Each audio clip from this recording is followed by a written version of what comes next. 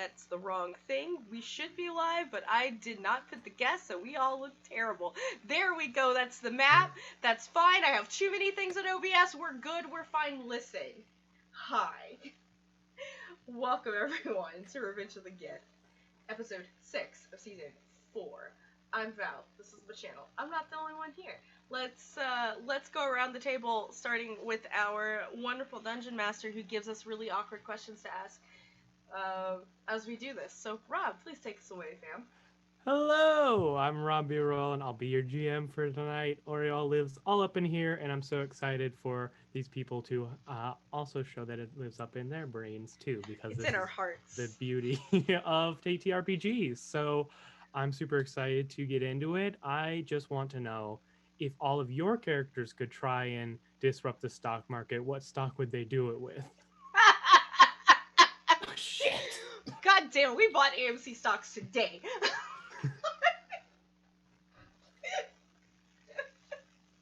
So, yeah. take it away. Whose turn is it? Mine? You're first. As our extra special guest coming back for a second consecutive week. Right. Hello, everyone. I am Lot Evenstar playing Neris Tarn tonight. Last week, I got a crash course in who all of these people are, it seems like. And I had to sell myself to save everyone from drow fighting. I hope they appreciate that, at least. But if not, we'll see what happens. Looking forward to tonight's events and probably my inevitable demise. But what's the stock market that you would buy? The stock market that I live by? Your character to crash it. Yeah, if your character wanted to disrupt, a capitalist society by buying certain stocks, so what stocks would he do? Butter. He'd steal all the butter and he'd crash that society's stock because, there's somebody here that is really trying to make an entire market out of it. And Neris is nothing if not disruptive to everything. Through that. The Rock looks so upset. Speaking of. Hello, everyone. I'm Montana. I play Throck the Unsatisfied, level 12 Circle of the Moon Druid, and a little bit of Warlock. And if he would disrupt it, it'd have to be fast food. He's all about it. You start getting that fast food lobbying. Great. Well, let's continue the food theme, shall we? Hello, everyone.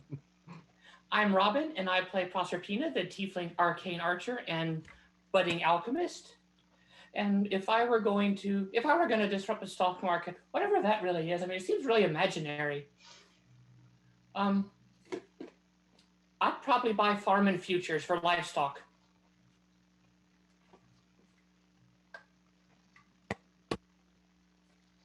Hi, I'm Ember, otherwise known as the Forge King. I'm playing Amara Widdershins today. She is a wizard, warlock, rogue, hybrid character. And as for the stock she would crash, it would probably...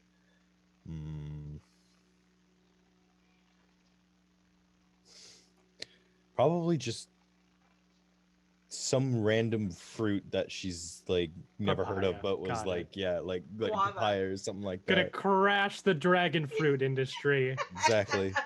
just durian fruit. Durian. Yeah. Durian. That doesn't need the help. Yeah. Dungeons and dragon fruit, understood. I think characters who perhaps might need help. Hi, it's Yami Obadiah. I will be playing Hong Huzi, the half-drow warden extraordinaire who would absolutely pump axe stocks into the stratosphere to destabilize the deodorant industry. Deodorant. I know. Well then, hey everyone, I'm Val. This is my channel. Today I bring to you Anja Damasor, the half-drow blade singer and ball of anxiety, but has kind of got her shit together, at least enough to disintegrate a mammoth-sized spider by pointing at it. Y'all, I'm just done playing. Like, the stocks that she would possibly buy. Yo, she just go into real estate. You already have one. Gotta crash. She will. She's gonna crash that real estate market, pop that bubble, and affordable housing for everyone. Let's do it. Now, Val, if somebody actually wanted to do that and have like a housing market crash or like something like that happen in the world of Oriole, is there Mhm. some way they could possibly do that? I don't. There must Yeah, not you know be. what? There is kind of, sort of a way. Okay, and I'll let you know this. Oh, okay. Yeah, I'll let you know in a second. If you give me 100 biddies, there is a reroll. Anybody here, all of us here, if there's like a face on the screen, you can give us a reroll. 100 biddies. If you subscribe to my channel, you can give us nat 1s or nat 20s. So you can make things go really, really well for us and bad for Rob, or really, really well for Rob and bad for us. Like he needs help. Like, if you watched last week, he didn't need a lot of help. We rode those failures, and it made for a great time. And if you just want to make the stock market crash, if you want to, or have it do incredible things, I don't know, if you want to make some really weird economy things, you could do that by, partaking in capitalism and donating money directly through Coffee or Streamlabs, just as Nightbot did very conveniently. The more you donate, the crazier you get. A $3 donation is worth $3 worth of chaos, and a $100 donation is worth $100 worth of chaos. And we lost Ember. I got a text. His internet just died. So I will fix cameras here in a second by logging into Zoom. So on my phone, and hopefully Ember will get back here in a minute. But go ahead, Rob, and take us away, fam, as I get this fixed. Take us away, I shall, as we are going to return, as we do every week, or every week we are playing, to Oriole, a world which almost 2 years ago now was invaded by the Gith Yankee. Once thought of as just astral raiders, they turned out to be an extremely powerful armada and invading force. They took and shunted all of the people living in the Underdark to the surface, causing a whole mess of problems there. They put the surface in under martial law because they weren't already having enough problems that I mentioned. And they apparently began purging the Underdark in search of some illithid artifact from thousands, millions, it's unclear, very, very long ago. But they're not searching that or doing that anymore because the party has been manipulated, coerced, whatever you want to call it, coercion, into helping the Githyanki, and more specifically, their arch-lich ruler, Vlakith, as they made a deal to search the most deep and dangerous recesses of the Underdark to find this artifact. And while they're doing so, the ongoing invasion and purging of Oriole would pause at least for now. This quest has led them to the first ever Temple of Lolth, if you don't go past the first room, a very nice place of worship. But as you continue down, its chambers get only more and more insidious. Not helped by the fact that they were joined by a guide / antagonist / ally / person just kind of looking for some stuff, Neris Tarn, the coyote, a entrepreneurial human who the party has flip-flopped between trusting, distrusting, fighting, and needing to survive. I don't remember the flip-flopping part. I don't remember the trusting part ever. Oh, that's happening. right. To varying degrees, which was not helped by the fact that the party, except now for Andra and Amara, are still, and Neris, have been cursed with the new flaw, I think even my best friends will betray me, which they are kind of aware now, but are still under the effects of.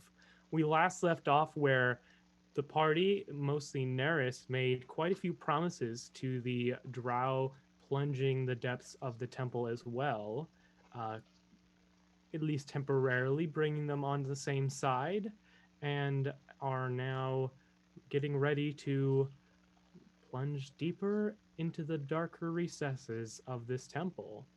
So, the mammoth spider is not but a pile of ash on the ground after Anja's disintegration. What are you all gonna do? She looks very proud of herself. I think I'm gonna have to like kind of cut myself free slowly because I don't think I was lucky enough to get free during combat. No, yeah, the people who are restrained are able to slowly pick themselves out here. Mm-hmm. And then I'm just gonna move away.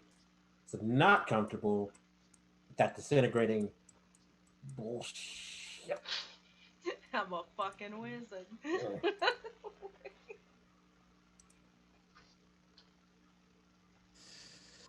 I'm still fixing cameras, so please fair enough. continue without me. Yeah. Are we good? Are we good? You see Jatara, the leader of the Drow, who just fully shoved one of her party members down this well to satisfy something that was promised to Lolf. Just regard to all. Yeah, that should be everything. Are we ready to continue, or do you all need time to heal? Well, I think we're ready. What do you all say? I'm good. Hold up, I was muted. I'm good. Let's do this. Well, I'll lead the way, and begins walking out of the chamber. I will follow cautiously. Great. I'll follow after him. So her mage companion is going to stick right by her side, but then we have Neris and Honghuzi. What else do we? How else do we want the marching order to be here? It's as you can see, the chamber is wider than two abreast, but you can kind of make yourselves as you like. Oh, that's right, because we didn't do. I haven't done even the maps yet. Like, I will. This part doesn't need a map, so you don't have to worry about that yet. So we'll worry about it when we switch over to it. Yeah. I will take the middle.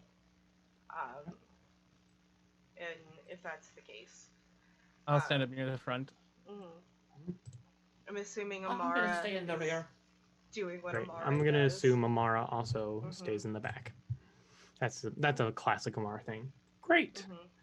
All right. So you all continue through. There's kind of like a just veil of darkness that kind of sits in a little way through the chamber. Amara just lets you all know in your heads, but seemingly not the Drow, that it's just some more hallway before a bit of stairway down.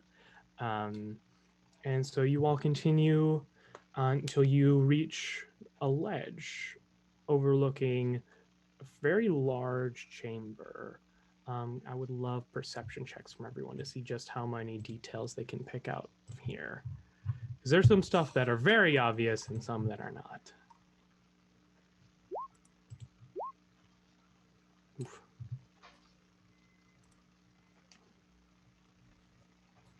Just a moment. No worries, no worries. Kind of get back into roll 20 swing. I've been here all day. Yep. All right. So the obvious thing is that this is none of your dark vision reaches the end of this chamber.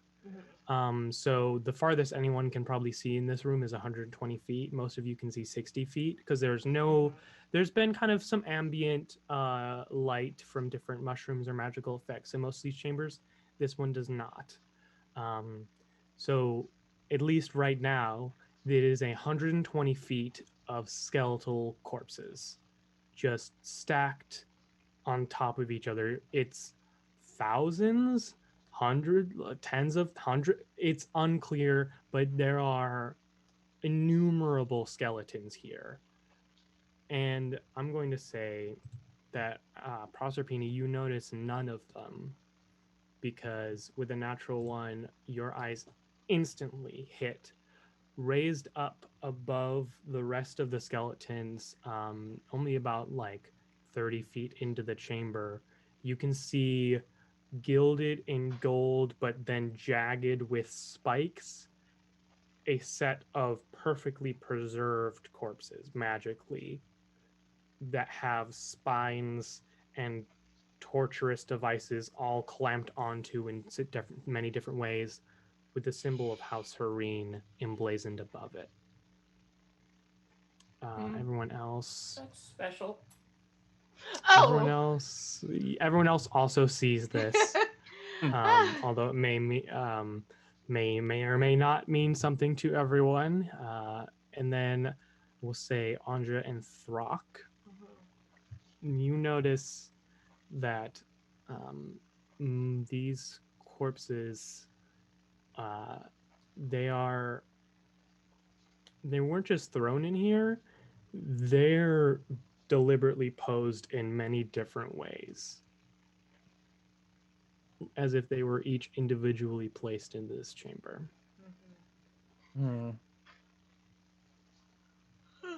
Sorry, real quick, can you repeat that for me? Yeah, My these auditory. corpses, yeah, so this is like a giant hallway full of skeletons, Yeah. like 60 foot wide, not sure how far down. Each of them was like deliberately placed here. Like it's clear they were posed and like are interlocking in different ways. Like this was all, each corpse was put here on purpose. Why are they spelling out the word YMCA? That's a word? I think. What do you know of the ancient Draways? Oh, that was just their workout. The most ancient of Drow physical regimens. Yeah, definitely done by an interesting Drow group by the name of the police. And like I'm just gonna. My mom had their albums. Like, you know. A woman of good taste. Who's saying this? The voice of Lulf. Jatara. I would say so. She really like that spider back there. She had one of those. She wrote it though. She tamed a mammoth spider? I don't know if he was that big, but I was really little, so he looked that big when I was. This is like I perhaps like a little bit in front of Andre. She could like notice. He's just like he remembers the spider. Like no, it's not mine. Well, but that's kind of like what her clan did, was that they just chained spiders and they rode them. Well, I know not what lies in wait for us in this chamber. I simply know who all these. These are all enemies of Lulf. Those that slighted her in some way and got what they deserved. Well, that just wasn't very smart of them, was it? No. But strangely, people never stop. Maybe they always think they'll be the first ones to get away with it. Ooh, do you want to make her, like, super happy? Go on. I'm gonna get out another illustrate pamphlet. I was like, burn this. Holds it up and just, like, extends it to their mage companion who just, like, firebolts it. Another. Oh, here you go. I have a couple of them, and just for this purpose. Just, like, keeps burning them. Until you stop giving her illustrate pamphlets. Like I will stop just in case I need these later. There is definitely a little perk in Anja compared to last time. Maybe it's disintegrating a giant spider. Maybe it's because she was able to take a nap and get some of her spell slots back and thus break a curse. Maybe. We don't know. But Anja's got a little pep in her step. Well, mm, Coyote, given you're so brave and you've been in this ruin, I think the most out of everyone, I think that you should have the honors of going first, don't you? Yes, that's exactly what I would say to someone who was expendable. I Oh, understand what you're sorry. Let me make it more insinuating clear. here. You're expendable, and I don't care if you die. Go first. Thanks for being honest. Honesty is Of course.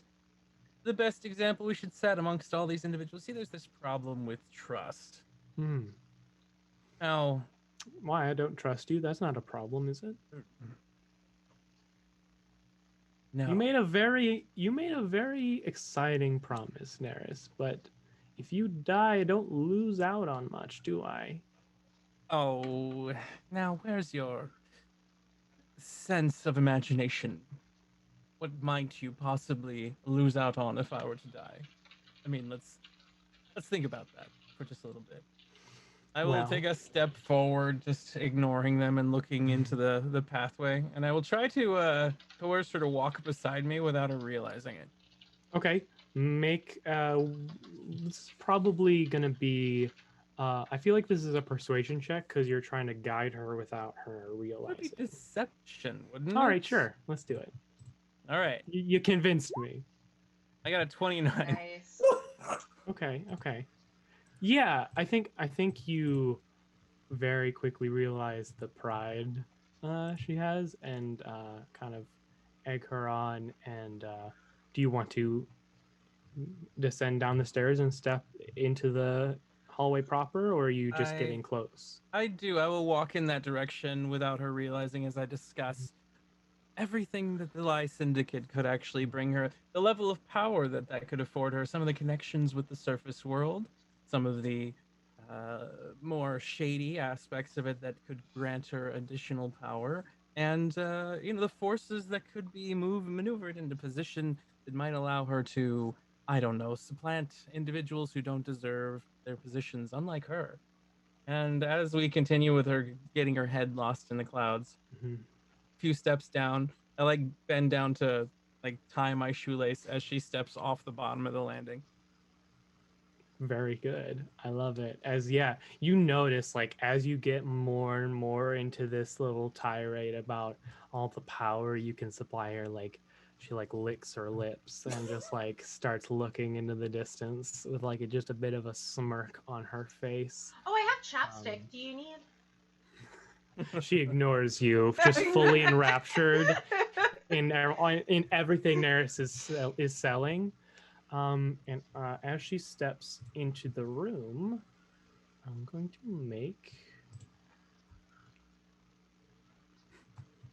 so with a natural one.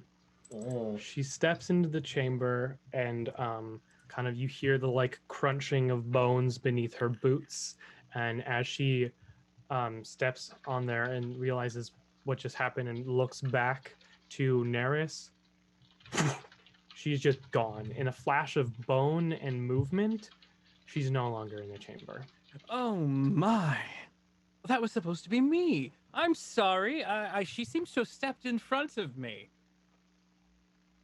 And you see the bones rearrange themselves perfectly as they were. The like broken parts from where she stepped on them with her boots reconnecting and rearranging themselves to where they were. Oh, good heavens, Loth. Another sacrifice for you, my queen. Can I Arcana check that? Please. Like, what is going on here? Is it a sacrifice or is it And something I would else? also like another perception check from everyone. Okay. 19 on the Arcana. Perception. And I got a 15. yeah, I'm too busy like recalling arcane knowledge to perceive. Yep. So I will say, Throck, just barely, you can see, kind of on the far edge of the room. After I'm assuming you all are standing here, kind of observing for like at least like a minute or so. You see a drow skeleton appear, posed, like as if they are stomping something arranged with the rest. Do this with or without gear and clothing? Without. Mm. Just a skeleton. As far as an Arcana check, yeah, I will say, Anja, that it. So obviously, this is some kind of trap, or the skeletons have a bit of consciousness. I will say with a 19, you notice that it did not happen as soon as she stepped onto the bones. It was basically like she like walked out, like you heard a bone snap, and then it happened. So, breaking the bones seemed to have triggered it. That's, this is a trap. Not 100% sure about the magical triggers going on. However, it does look like when she stepped on this bone and broke it, that might have been the trigger to that. So, my suggestion, don't step on the bones, don't break them. You know what? Everyone down here just needs more calcium. I should have brought more butter. Well, great. I reach into my bag and I grab a little, what do they call the sap? It's basically just a leather sack filled with sand, tied off with a thong, a ribbon or a leather thong at the end, and I just toss it out into the middle of the hallway, attempting to like hit the bones with it, just to see if that triggers, or hit a spot that doesn't have bones and see if that triggers it. Without bones? Yeah. There's the little shrine that has bones in it. Other than that, it's all bones. Then I will throw it at the shrine. Make it just a dexterity check. All right. Just to get it accurate. 7. It hits into one of the skeletons, snaps a bone, and is torn beneath the surface. Does anyone have a broom? I look over at Hung Hoosie. I told you know that. like you just see him like. Did you used to have a mop? I'm curious, if we just sweep the pathway clear, will that change things, or will the person attached to the broom disappear as well? Work through a boot. If she's wearing it, a little Brock? bit closer. Yeah, is there dirt underneath the bones? You can't see. Could I make like some kind of nature check? You can certainly, yes, you may make a nature Or check. can I go to the edge of where the bones really start and then just kind of start digging down? Okay, so that's gonna. I have mold earth. Okay, so yes, you may do that. You will need to make a dexterity check while you're digging down to not break any of these bones. Most of them are very old. Okay, if I think that the dirt might, like as I'm kind of rippling it over, I just want to kind of ripple it like that and create like a smooth motion to kind of gently kind of move the bones over. Okay, I will say make a spell attack with your druid spellcasting effect. Okay, that's good. So mold earth moves how much earth? 5 foot cube. Okay, so you make a 5-foot cube of walking space. Anja, Yes. now you threw me earlier. Can you Sorry use about that. skill? That's perfectly fine. I've been thrown, hit, stabbed, poisoned. I mean, it's fine. Can you use that same skill maybe to move these bones? There's a lot of them. I could do that. I have fly available. I believe that this is most likely another one of the Spider Queen's challenges, necessarily, and not all of us can fly, unless you have the ability to give us all that option. No, has just one at a anyone- time. Has yeah. anyone mastered puzzles? Like, putting together pieces. Can anyone recreate a statue? like a jigsaw puzzle.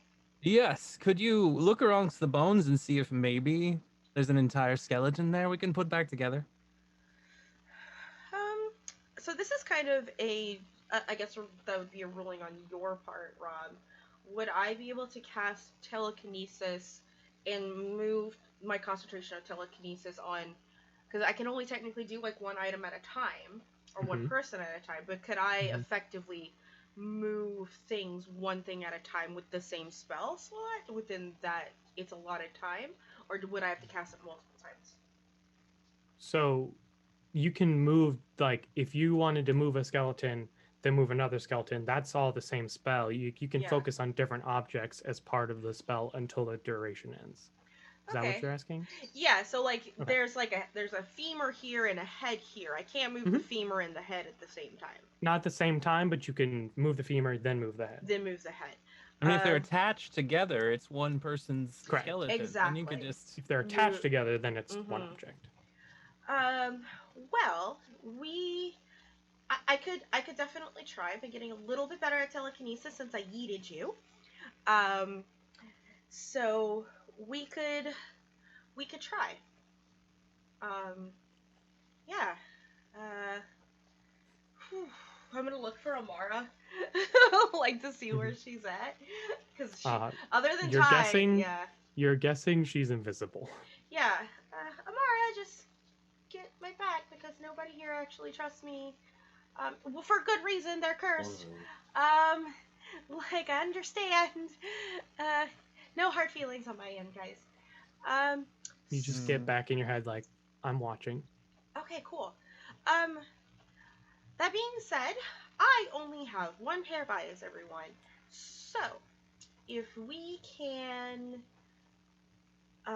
all be very perceptive as I start moving things to see what might go what. Like if there's something of a similar species, age. I don't know if any of you guys are studying anthropology, but you know, Throck has eaten a lot of things. So Throck, you can tell the difference between certain skeletons, correct? Okay, Throck. Throck, I am trusting you. And I will cast telekinesis, and hopefully everyone else is being perceptive. I am gonna choose not to be perceptive. I'm just gonna be the one moving the bones to see if anyone can see if there is a puzzle that is going to be fixed. I step backwards a little bit. Very good. Is this all right? An investigation check? This will be perception, I will say. Yeah, because investigation would be a little closer up, I would say. Would me moving the bones and like putting them in viewable order give people advantage? I will say roll a spell attack, and depending on how well you do, you can give a certain number of people advantage. Ooh, I like that. My spell attack bonus is 9, so...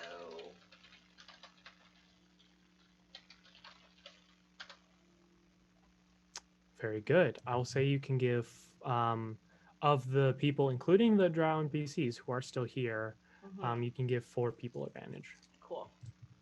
Definitely giving one to Throck, for sure. Who else is looking? I mean, you're assuming everyone. Yeah. Totally looking. Yeah. What's happening? Yeah, well, obviously, Yeah, if my 4 PCs friends want it, my 4 PCs get the advantage over my NPCs. Okay. So I will roll for Amara and the NPCs. Go ahead and everyone else roll with advantage. Except for me, right? Oh, no, she said 4. Okay. Yeah. Yeah, you're here. Okay. You get it. I am here. Look at that. Perception. Rock, look at you. Such a perceptive boy. 22. All right, y'all did well. So Amara, Throck, your mage companion, and Neris all notice as bones are being moved around in different places that there are scattered all amongst this chamber different bones with armor still attached to them. You see Neris, you can see a head with a like bronze helmet on it. You can see Proserpina. Sorry, actually, you can see the bottom half of a torso with like the bottom half of a bronze breastplate. Throck, you see this arm with a radiant sword still grabbed in its hand, completely skeletal, but also pretty like doesn't look nearly as brittle as it does as all these other skeletons do. This seems like almost a preserved, or at the very least a more durable skeleton. I do believe we found the puzzle pieces. Oh yeah, looks like it. Okay, and because telekinesis is 10 minutes, I will put this skeleton back together with telekinesis. Yeah. Where do you want to do that? Because Well, you're all on this elevated platform, and then there's. I want to do it on the 5-foot square that Throck gave us. You got it. So, Yeah. as you put the skeleton back together, you can see all together this Gith figure. They look like a strange combination of both a Githyanki and a Githzerai. I mean, it's a skeleton, but you can see, you've noticed that their bone structures are ever so slightly different, and this one looks almost like the combination of two. You can see this bronze breastplate that is, and bronze armor that's this strange carapace-like design, almost like the Githyanki armor, but has a much more flowing design like a Githzerai robe. And you can see this just radiant sword stuck in its hands. Okay. This skeleton, as you put it together, kind of shakes itself and then looks at all of you. What do you all want to do? Honghu's gonna speak in Gith. Are you awake? Are you awake? Do you know what's good? Are you aware? It nods at you. Can you speak? It opens its skeleton mouth and. Makes sense. Do you know how you got here? And then after asking those questions, Honghu's actually been he's gonna switch to a language that everybody speaks, like common, for instance. This is some are he's are you Githzerai, Githyanki? Gith? He's both. Nods emphatically. Oh, interesting. Interesting.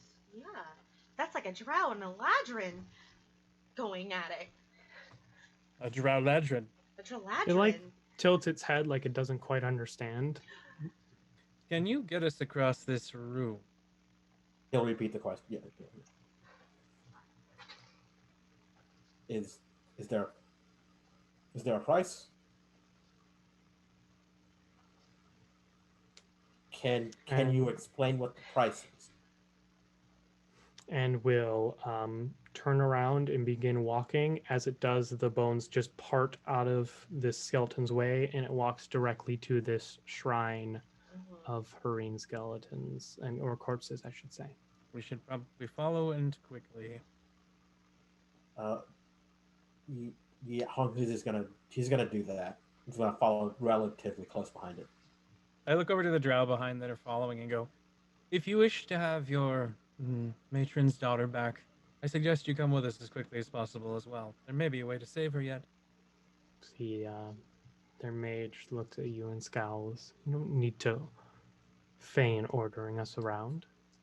Oh, no, it was just a recommendation.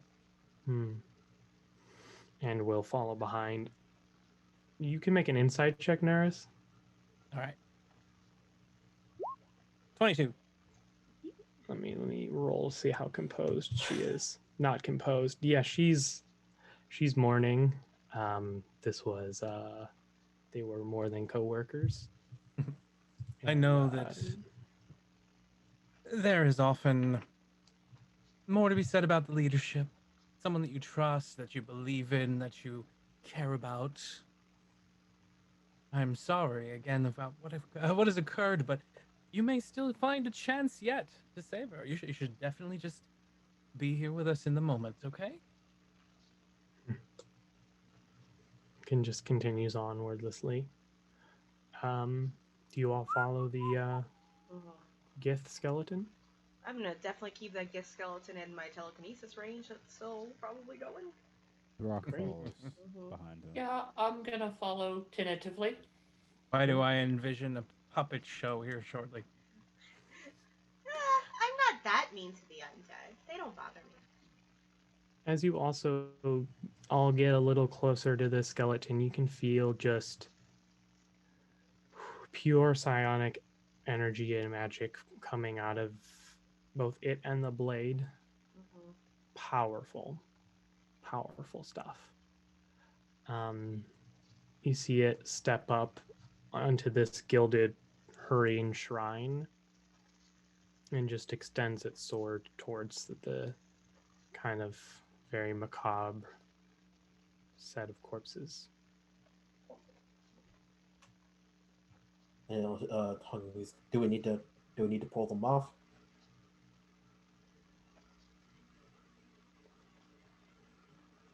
Do we need to wear them? You don't have to wear them. We have to pose them. Do we have to perform a play? We have to sacrifice someone.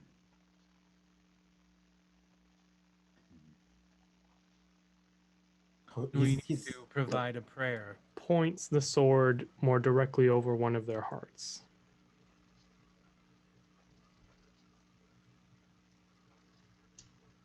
Do we have to kiss Precision. them? What'd you say? Do we have to kiss them? The skeleton does not react to that. As a moment, it's been- like, what? It's been shaking its head for a while now. It doesn't react to that. Suddenly, we're onto something. So we need to remove their hearts and present them.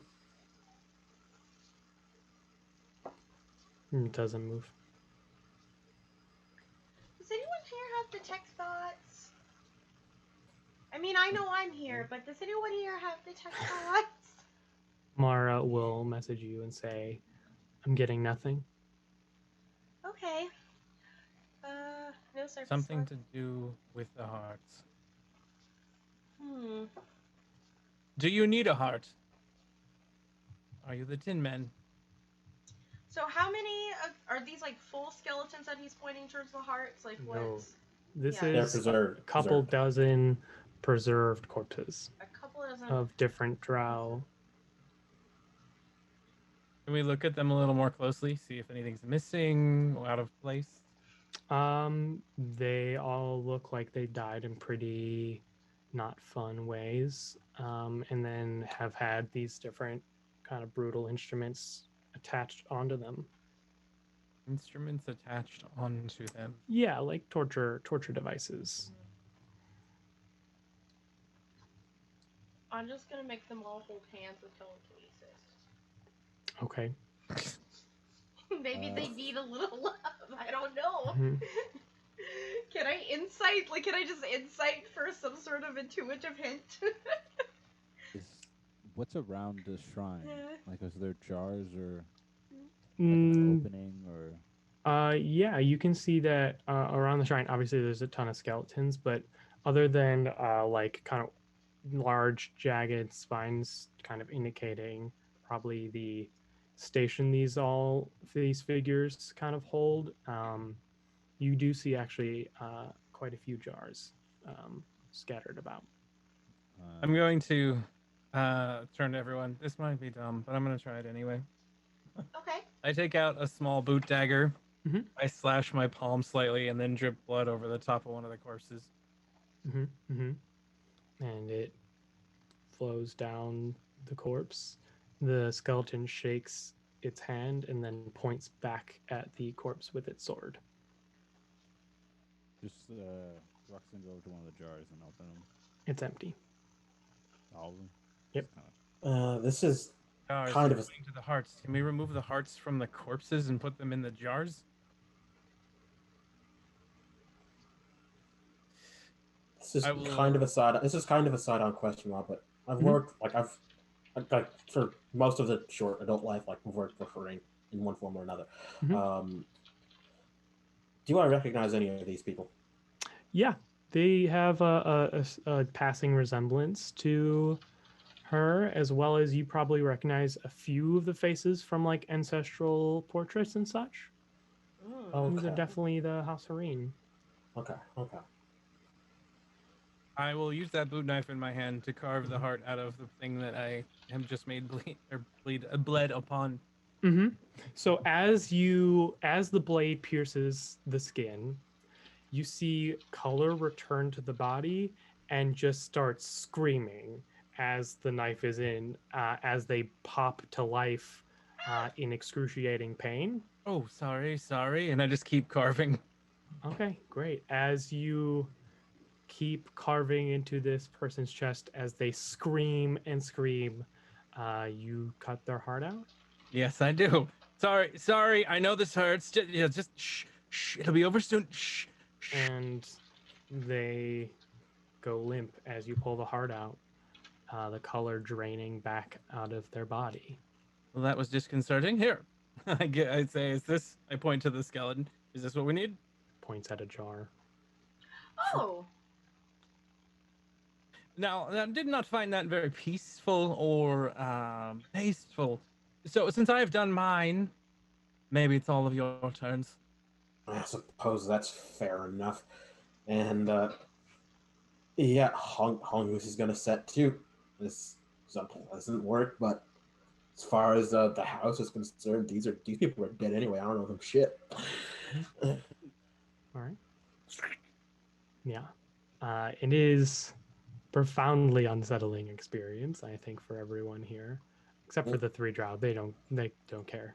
You multiple Wilhelm Yeah, screams. like if they recognize them, they're like, these. And how many But- corpses are there total? There's dozens. Dozens? I think, like, practically speaking, enough. How many More than jars enough. are there? As many as there are corpses. Okay, so we have to essentially get all of them. Oh. Maybe. Okay. I think there's like 8-ish. No, not 8-ish. There's like, I think 9, 10 of us. It's not. There's 9. Mm-hmm. Drow And- friends, you might as well pitch in. We'll get this thing Yes. done quickly. They do, and each grab. Brock, Prospina, Andra, do you do this as well? He's the last of my After Telephary. Hongus does his one, he's gonna start doing another one, Mhm. and then like he's gonna kind of like motion at Proserpina, like if like when she like moves to one, like.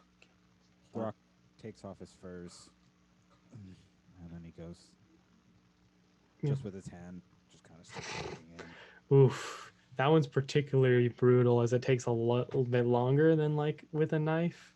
I've done it before. I mean, you're not wrong. It's just the screams of pain are seemingly absorbed by this chamber. Very apologetic as I do anything. Just very sorry, I didn't. I'm sorry. I'm sorry. Please. I didn't know. I'm sorry. Yeah, Anja's not gonna actually touch it. She's gonna use her telekinesis and do all of that instead. Move there. Right. Okay, heart inside Great. the jar. There we go. Sorry. So as Anja is the last person to do it, this skeleton just begins walking deeper into the chamber. Actually, Hongus he's gonna frown, and he's gonna do one more, Okay. and then follow, just in case. As you take the extra jar out, it just turns to ash, and you see the chest cavity of that Okay. drow close back up. Okay.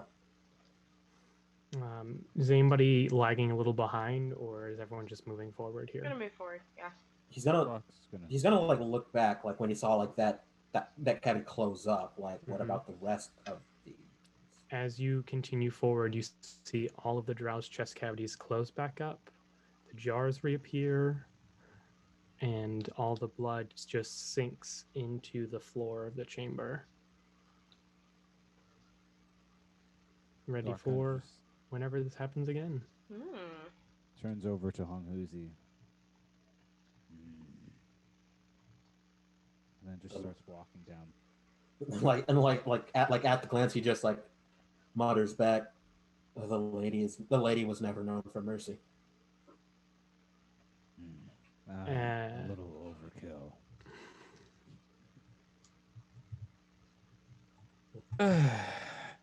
I'm assuming Jitara doesn't, come back out of the trap or anything. You don't see her. Is there a skeleton like? Because there was, I think you mentioned like there was a skeleton that appeared, correlating to her. Mhm. Like, is that? Can we see that skeleton at all? Like, is it? Yeah. Somebody can make a medicine check if they want, or multiple people. I'd like to attempt that. 17. Okay. Yeah, you would say, Neris, that's about the height and build of your friend. What happens if we remove any of these bones from the room? He just looks back at you, unsure how to answer. Would we be harmed if we removed any of the bones from this room? Well, shit. Oh, did you want a souvenir? Yes, I kind of did. Aw.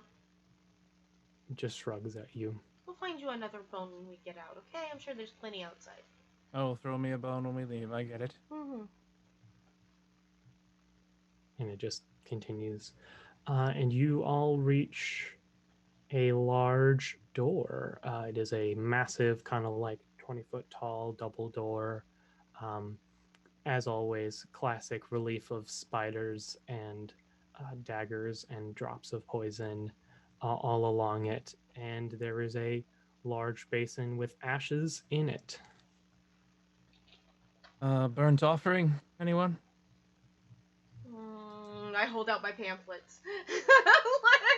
The three drow will, having done this many times before, will go and you see each one place the heart in the thing, lights it. You see there's a brief moment where they seem to have some kind of vision or effect happen. And then just as quickly as the fire was there, it incinerates the heart and they step aside. I will step up behind them and do the same thing. And you hear a voice enter your mind. Know you now what happens to the enemies of the lady? Yes. And what would you do to avoid being one? Oh, I would do the lady's bidding, of course. Correct. And the heart incinerates, and you feel some kind of effect wash over you, Neris. Interesting. Next. Hong Huzi's gonna follow up behind him. And then just do a little quick little symbol, and then offer it up. Know you now what happens to the enemy of the lady? I do. And what would you do to avoid becoming one? Tremble, obey, and ensure that all know who never to offend. Very good. And the heart.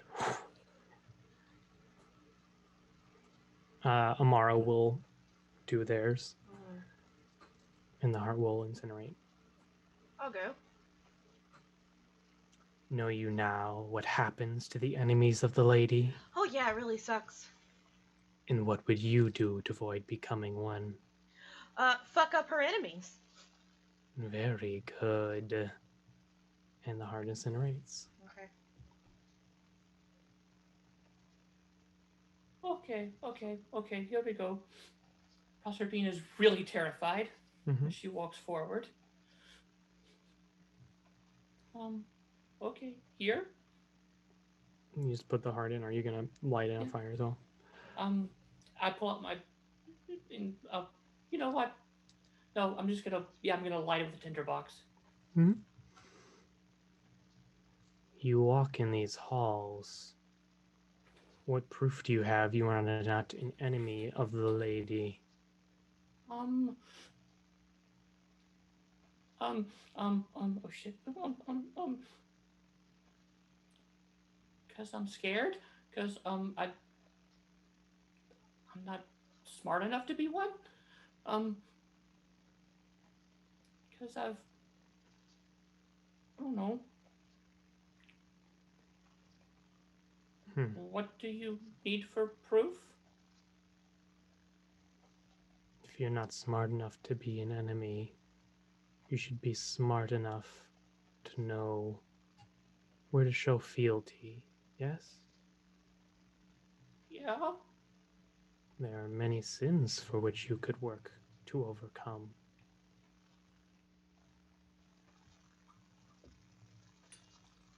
What? There are many, many sins. Look, I'm already small. I can't get much smaller.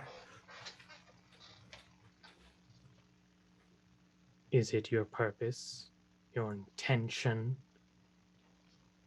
to try and repent and erase these sins?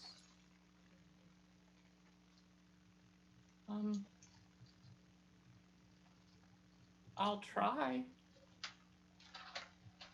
The heart burns. Shall speak on this more. And trembling, I sort of just move away. Throck walks up, puts his jar in. Know you now what happens to the enemies of the lady? Yes. And what would you do to avoid becoming one? Whatever I need to survive. Very good. And the heart burns. And with that, the skeleton does a short bow. And then you see it falls into all the separate pieces that you found before. And those pieces just kind of start rolling back into the massive skeletons. And the door is open. Well, I don't know about all of you, but this place is getting rather boring. I'm just going to step right through the door now. Oh man, you're just gonna say that out loud? She literally just spoke to us, man.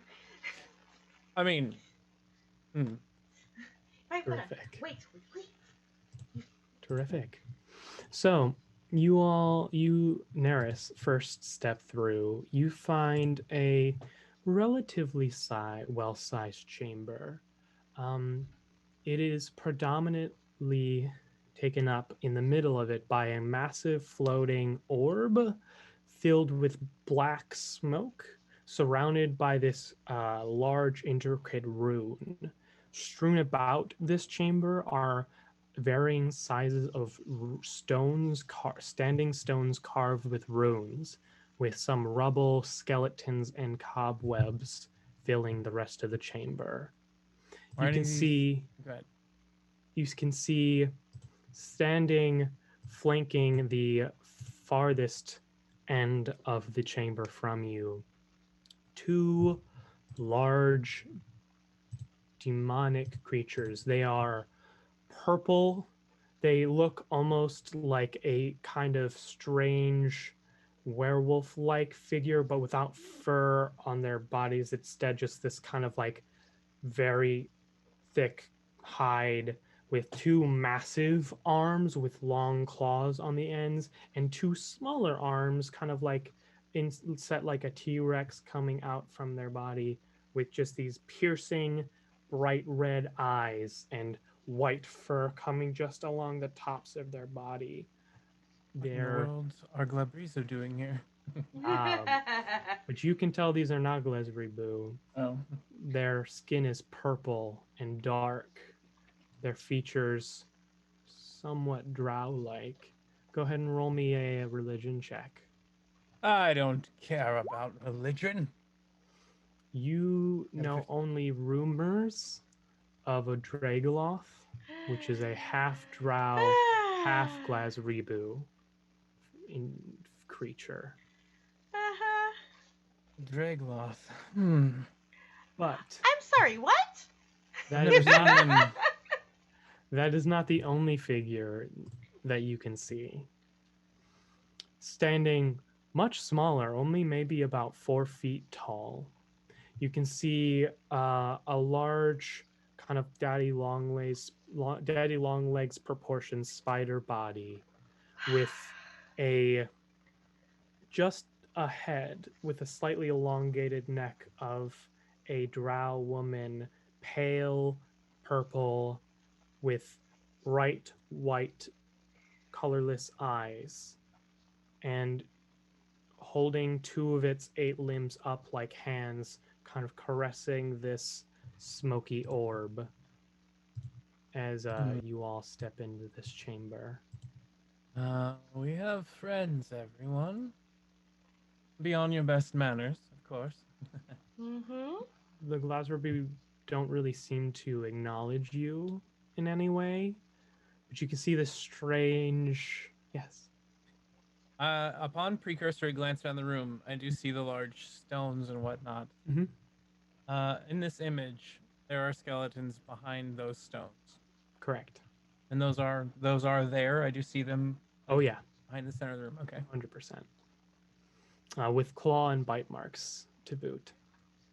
Large ones. People were hiding. These Glazrebu are like ogre-sized. This strange spider-like figure. Also, you can go ahead and put your tokens on the top of the map if you would like. As soon as I Although get we're not my fighting camera, yet. I'm just gonna get camera set up for the map real quick. I will put on This the tokens. strange spider-like. It's not a drider. This is definitely not a drider. It doesn't have a top torso. It's just this strange, like, elongated neck and head of a drow. You all have come far, delved deep into Her Majesty's temple. Why?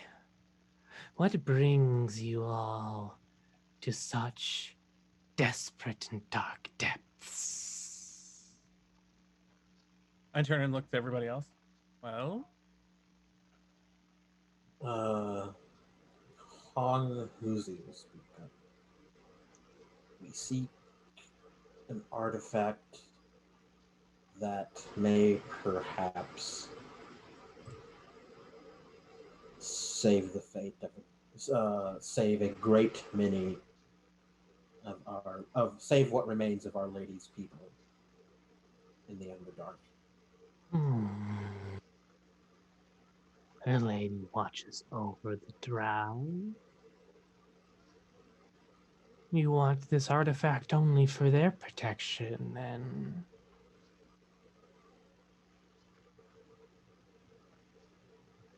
It will perhaps have side effects beneficial to others. At this moment, the mage kind of steps forward, pushing past Hong Huzi, and says, I just want her back. She was taken. Jatara, I want her back. Oh no, honey. This creature skitters to the edge of this large rune circle, its neck just barely extending over the reach of it. And what do you give her for this favor, this boon? You see Jatara looks, or not Jatara, the mage, Vexen. Oh no, that's the sister. We don't know her name actually yet. But, Cesarius. You see Cesarius look around and look back at her 2 companions. I have 2 souls to trade for one. The strange figure kind of lifts, twitches, and moves about. And you will promise these souls at any cost? Yes, of course. Terrific. And you see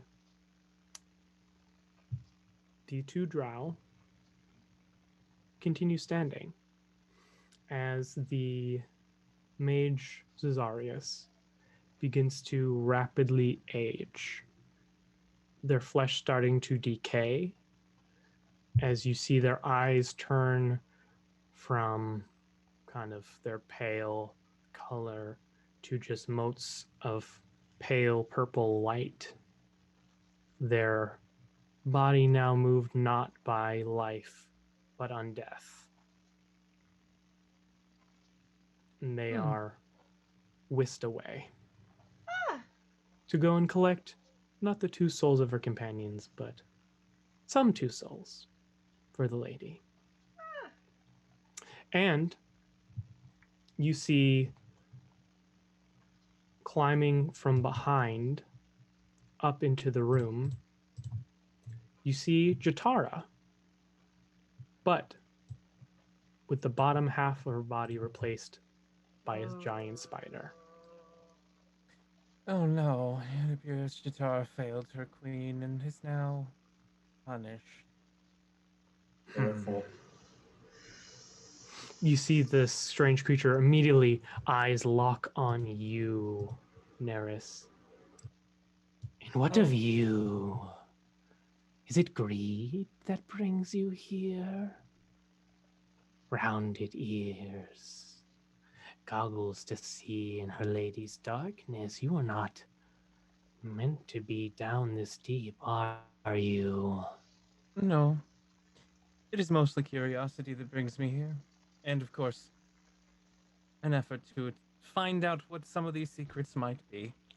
Is that what you desire? What is it you seek from the lady? I do seek secrets. Leverage, you see, in my line of work. It is always great to have these things. And what would you give for such secrets? What I give for these secrets. Yes.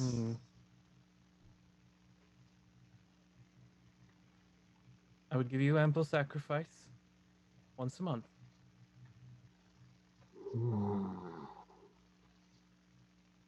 Interesting. My syndicate can provide for you. This syndicate is irrelevant. It is you who are making this deal. I get that. I work for this syndicate. They provide me jobs. I provide people. I can provide those people as sacrifice on occasion.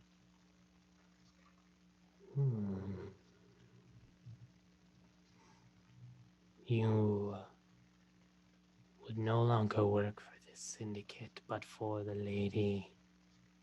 Is this what you propose? Absolutely.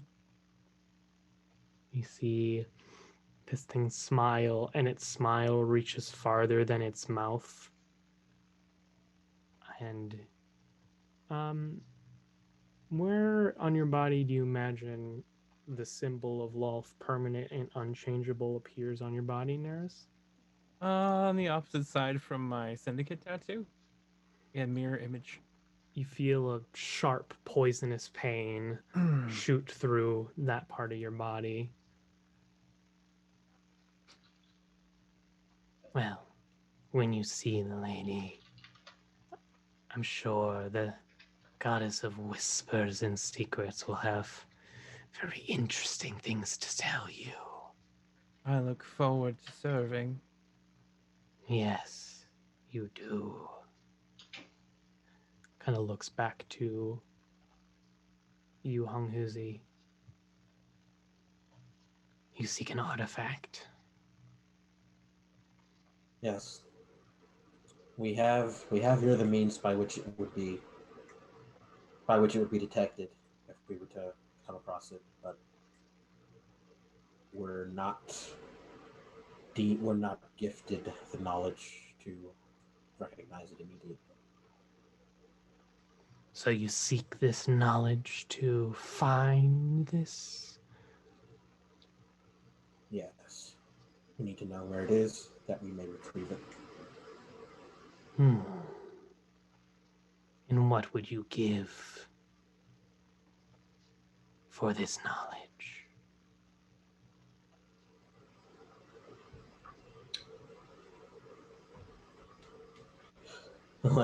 He brushes at his kind of brushes like a little bit of his hair aside, so like reveal a tattoo.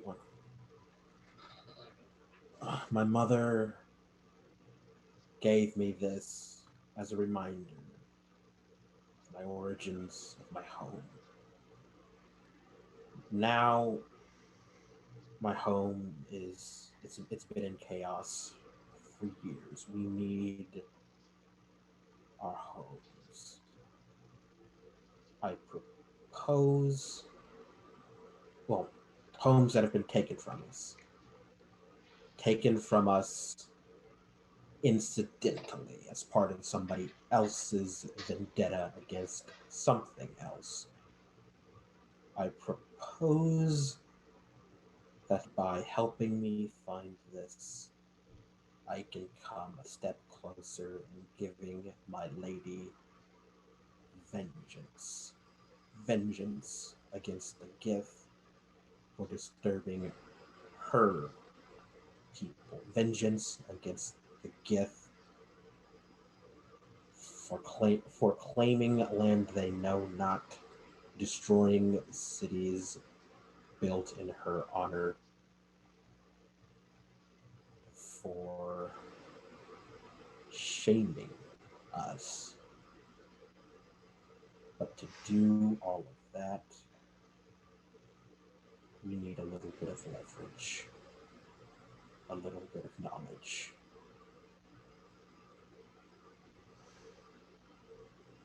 And why? Why would we accept something that you were already intent on doing? Are you not already seeking vengeance upon these invaders? Fair enough. You must give to receive.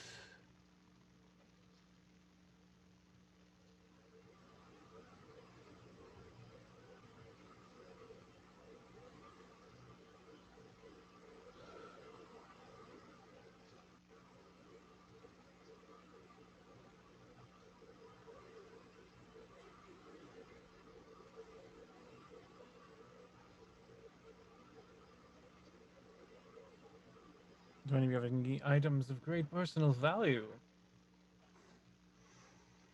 Hmm. And he'll reach on his back and he'll present the the sword, like a symbol of their best, their brightest. In these blades they placed their soul. In these blades they placed These blades are a symbol. These blades are a symbol of their generals, a symbol of leadership. Taken, altered. Perhaps the lady might appreciate a little something taken for her. Offered to. You seek to placate the lady with symbols? You see it, this figure stands up and to its kind of full height and almost seems to slightly grow as it does. If you have not to give the lady, then you are useless and worthless. Do none of you, and it slowly shrinks back down, have something of worth. to give for such a prize? It need not be material.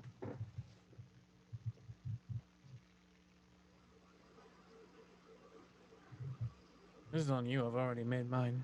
Yeah, I'm in characterly letting my wheels turn, looking at my inventory. What about a memory? What about the emotional attachment one has to other individuals? Can you not take that? I would indeed be able to take such a thing. I look over to Anja. Would you like to lose that pain you carry around with you everywhere?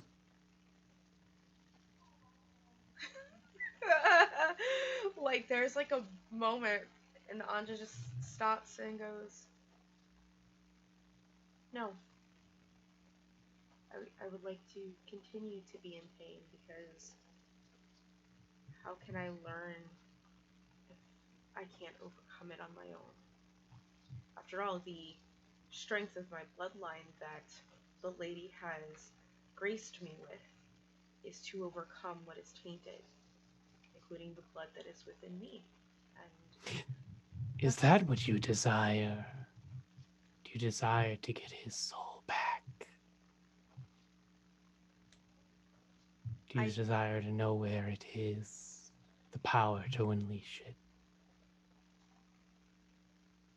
I do desire that. However,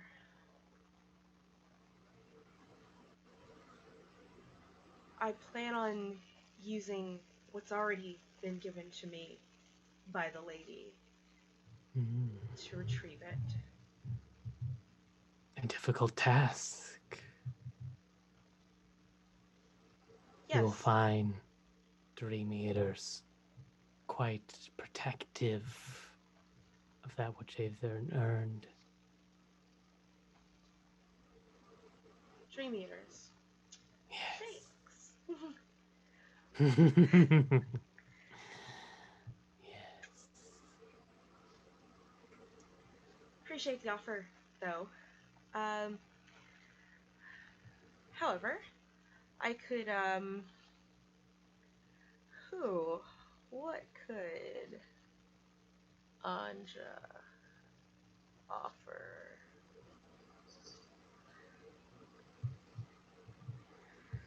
Ooh. Okay. Yes. What shall I call you, my lady? I am not but the prophet. My prophet. My sect and bloodline comes from your humble servant, the humble servant of the lady, that of her favorite escort, Capitola. And as you can know, that we here at in the Capitello line enjoy a little bit of hedonism. Yes. I have with me, and I pull out a journal, a excursion, an account of the hedonistic ways of worship that we have bestowed upon the lady. Would you want that account? Would the lady desire it? You would give me all of your account? Yes. All of it. Of all the nasty, horny things that we have done. Yes. You see, doesn't have hands, just extends these two very long and spindly spider hands out. I will hand her the smut journal that was gifted to us by actual donations on this channel. That is mostly Anja's account, but possibly other before her as well, of hedonism within her family. As you do so, not only does the journal disappear, but as you try to recall what was in the journal, it is gone. Okay. as you now have lost the ability to recount all of that. Gotcha. All the hedonism with which you engaged with the Fangs of Keptolo. Gotcha. All those memories are gone. Okay. Ooh. You feel like a virgin. Is that all this group truly desires? Kind of looks at you, Throck. Mm-hmm. Pity. Your soul, it's already claimed, but there's still so much more I think you could give, yes? You're muted. Just see him shake his head. No. No. Is there nothing you desire?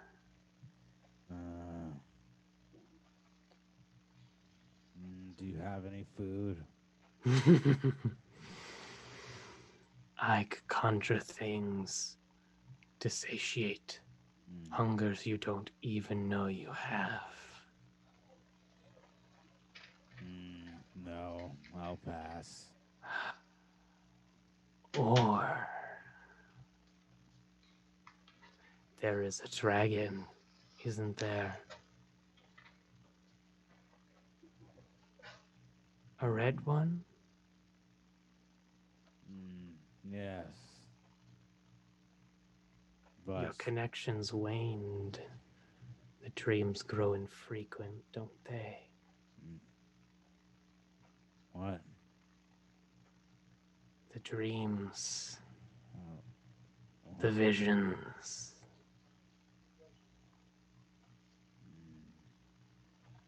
What if you were to regain some of that connection? Know its desires, its weaknesses. Throck gets this really, really weird smirk on his face that no one's ever seen before. He looks more animalistic than you've ever seen him before, as he has like this crocodile-esque grin on his face. Yes. Yes, yes, yes. That is what you desire. What will you give?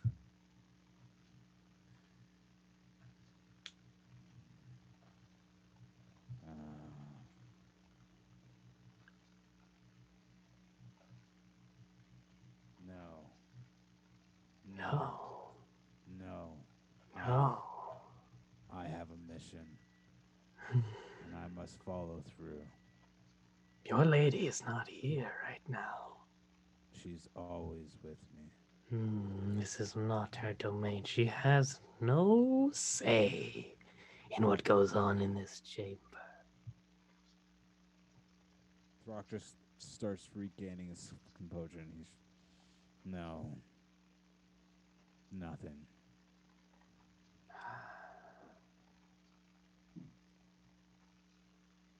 As you see the kind of anger and annoyance cross her face, finally, for the first time this whole time, she whips to Proserpina. You. Silent. Like, I kind of give, like, Proserpina a thumbs up. It's like, you got this. You desire answers, yes?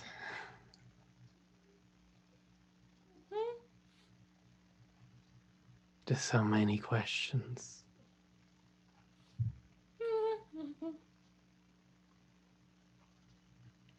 And what would you give for answers? True, unfiltered.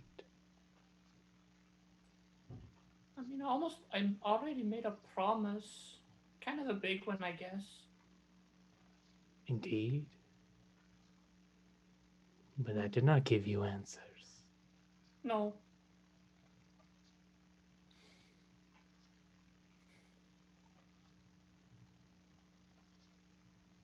Um.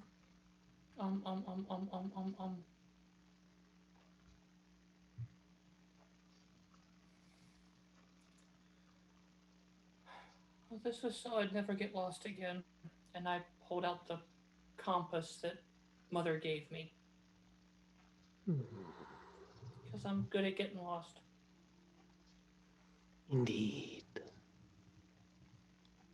I would say for that trinket, you could earn yourself an answer to one question.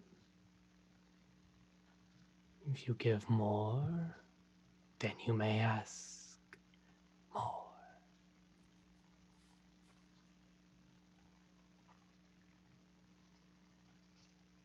Okay.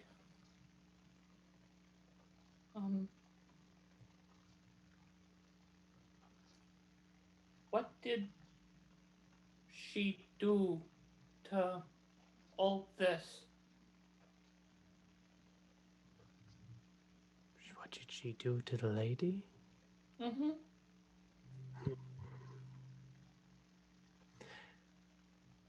Again, kind of stands up to its, maybe at this point you think maybe full height, or maybe just an enlarged height. The lady's children are ambitious, traitorous, power hungry, most by nature.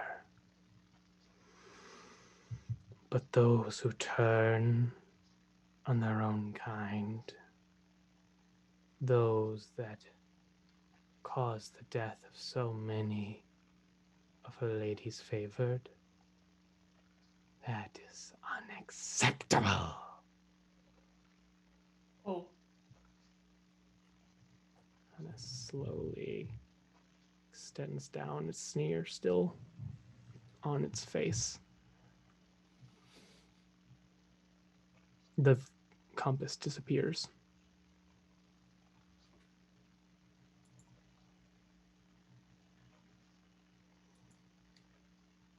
We'll kind of give you a look, expecting you to offer more, Proserpina.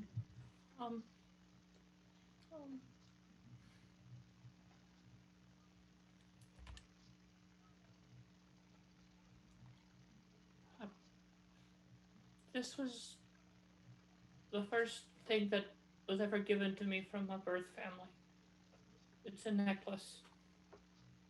I didn't know anything about it. I didn't know anything. I still don't know a whole lot.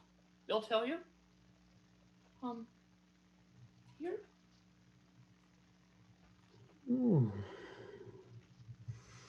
Yes. 2 more questions. As it disappears. Okay.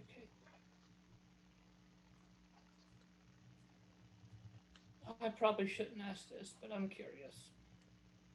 What did she offer that caused me to be, well, mean? You were the offer. Her firstborn. Her sacrifice to that tempter.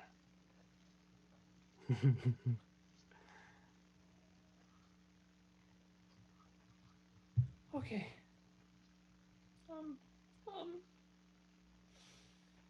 Okay. Then how do I even begin? How do you begin? I mean, what I promised to fix, how do I even start? I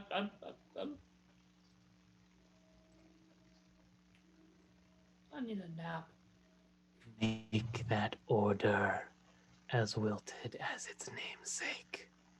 Burn its members to the ground, grind their souls into a paste, erase their memory and history and legacy from these plains.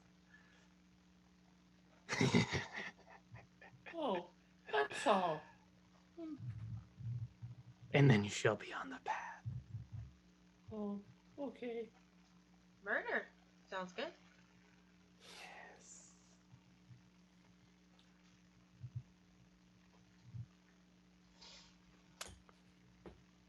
will kind of shift its focus back to Hung Huzi. You owe much to many, yes. The story of my short life, isn't it? I fear that someday your debts will become too great. What would you give to be unburdened from all but one debt, all but one curse? What would that mean?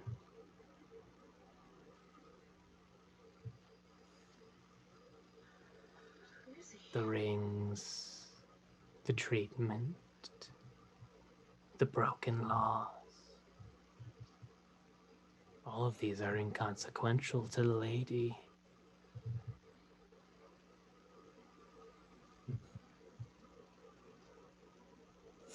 Like he says this in like kind of like he definitely believes that he's supposed to say it, but it's not even sure if he really believes it himself.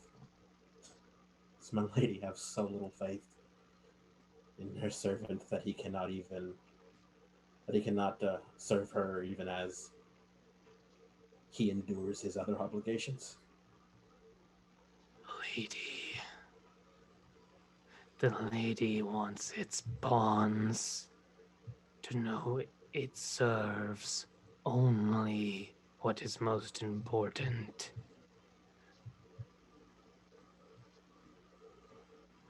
You would not want to give her any doubt as to where your true loyalties lie, would you?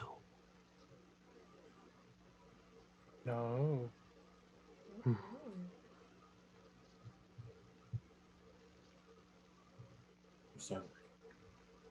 Her servant would not.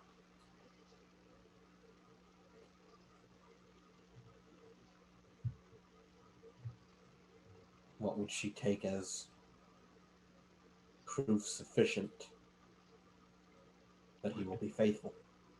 What would you give?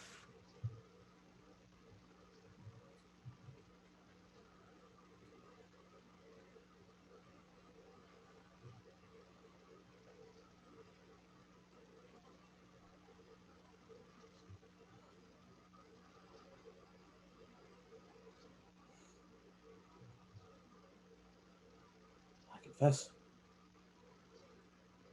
I'm at a loss. I have taken what little I have gained in this life. I've taken, and well, certainly, of the many things I have given, of the many things I have been given, they all come with debts, obligations, burdens. So one begins to think, perhaps in the end, I will have to prove myself unaided, unassisted. Perhaps what I should do is not impose on my lady. I will ask of nothing. I will ask her nothing. She will give me only what she sees fit, when she sees fit. I will not beseech her ever again. She need not answer me ever again. She need not favor me ever again. But I will serve. I will always serve. Is this a swear? Is this your oath? And he'll move his arm and like, I'll sign in blood. Yes. Yes. Yes. And then he'll like open up a vein, begin bleeding, and like just offer that arm and like just offer his arm up. You see this figure fully step out of the runic circle. As it does so, it grows not in size but in presence, as if this field is almost containing a lot of the power held within this frail frame. And you see it hungrily laps up the blood coming from Honghuzi's arm. And when it comes back, blood dripping from its mouth, there is a deep, deep symbol of wealth where the cut was. Ooh. And so you shall always serve.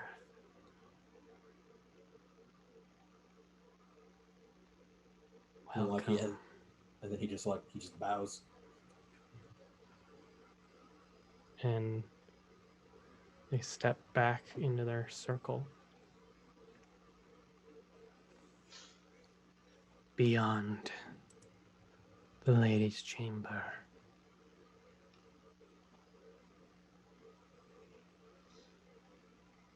What you seek, looking at Andrea, the person who made the deal for the actual information you came here for. Beyond. However, such an audience cannot come for free. And you see the two Dragoloths stand up tall. Oh Who boy. seeks an audience?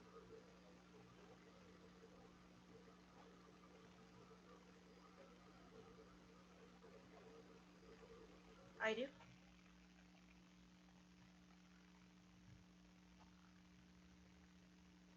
And you all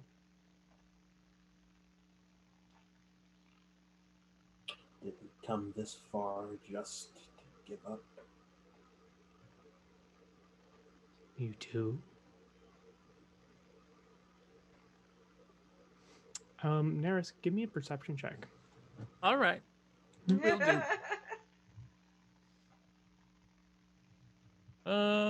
Perception. 11. That's not good. Wouldn't you know it?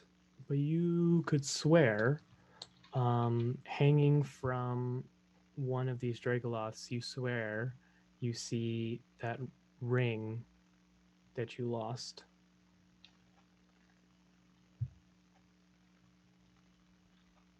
Hey, that's mine. The prophet just smiles at you. Throck, give me a perception check. And an arcana check.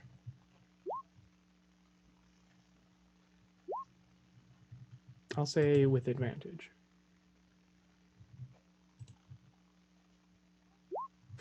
Nice.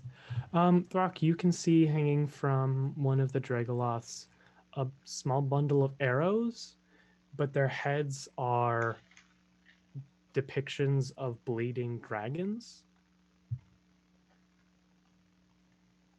Look clearly magical.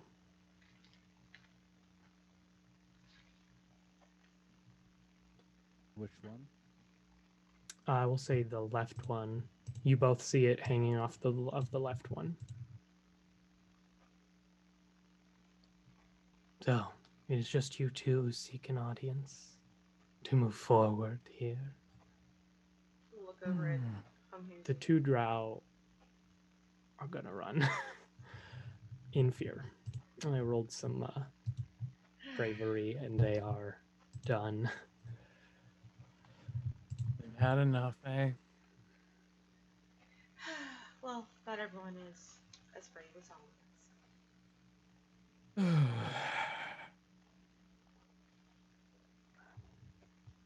Come on, then. Double or nothing, right? of us. All right. Let's roll initiative. All right. Okay then.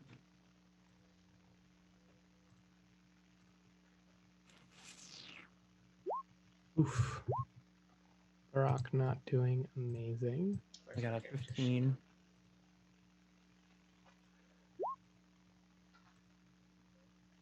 All right. So everyone else looks like they're in for the most part. All right. So that'll give them 18 and then 19. Very nice.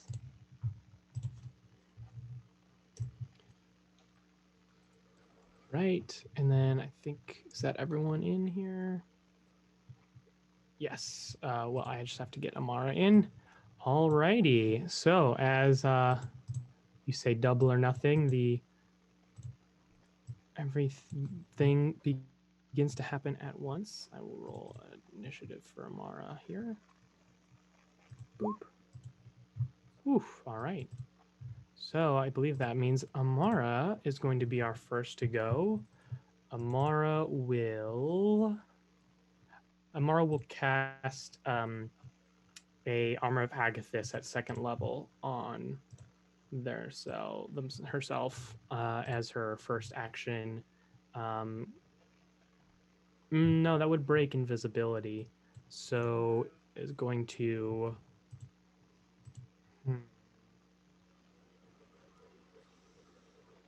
summon her weapon as a oh no, it's an action. So we'll take her first turn to summon a weapon and get behind a lodestone here. All right. The artist formerly known as Jatara is going to move a bit back here. And actually, I need to look up this spell. Change over maps again. Yeah. So is going to draw the bow she wielded in life and fire it. Where is it? Just making sure I understand the spell. Oh, yeah. Great. So it's going to make a first attack against Neris. Mm-hmm. I'm sure you're very shocked. That's going to miss with a natural 5. I just deflect the arrow out of the air. Yeah. And then is going to pull out a piece of ammunition unlike the poison arrows that she's ever pulled out before. You see, it's got a kind of like cylindrical like thing near the tip of the arrow. Is going to pull it out and cast Conjure Barrage as she fires an explosive arrow out. So we need everyone to make a dexterity saving throw. Hmm.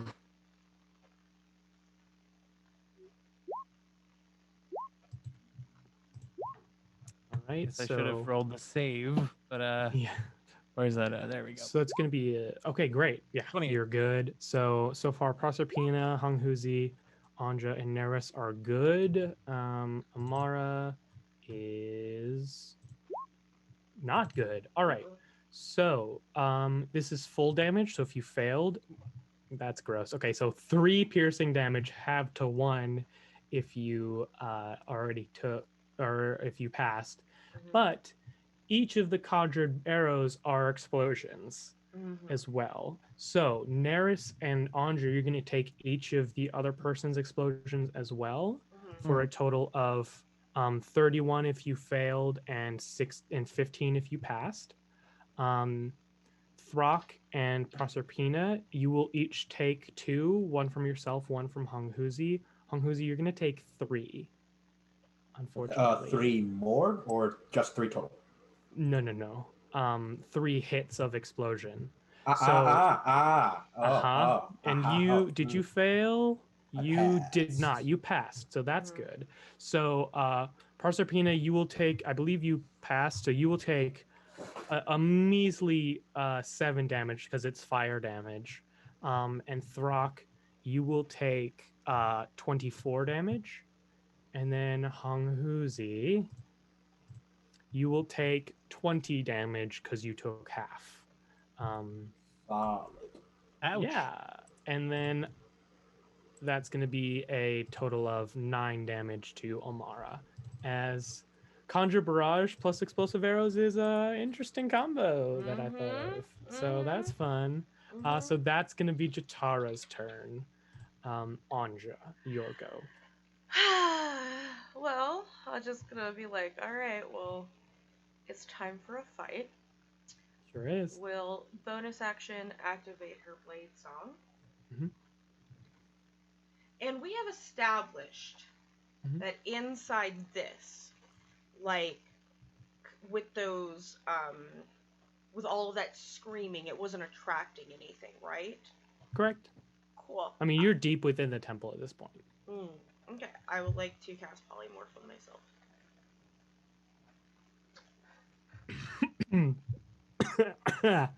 Form of? A Tyrannosaurus Rex. Great. Shape of bucket of water. Great. All right. So that's going to be your action. Would you like to use any movement? Yeah, you know what? I'm gonna square off against homegirl Shatara? right here. Yeah, so she is clearly attacking us. I will Very much square so. off, and I'm now. If you could just resize me. Yeah, here I'm I'm getting probably a... I'm a huge creature, I believe. Oh yeah, oh yeah. Mhm. Could have sworn I had a little I have it right here. character sheet, so Yep, that's huge fine. beast. So you are there. Yeah. That's you as a T-Rex. And because I'm much larger. Blade Song, Mhm. that does add to my AC as polymorphed, correct? I believe it adds your intelligence to your AC, yes? Yes. So as a T-Rex, you'll add 1. Okay. Minimum 1, I'm assuming Yeah, the ability minimum is. 1. So Okay, yeah. you'll get 1 because T-Rexes Mhm. are not intelligent. Yeah. Nope. Um, But I also get advantage on like concentration stuff Right. and all that. Correct. All right, great. So it is now the Dragulos's turn.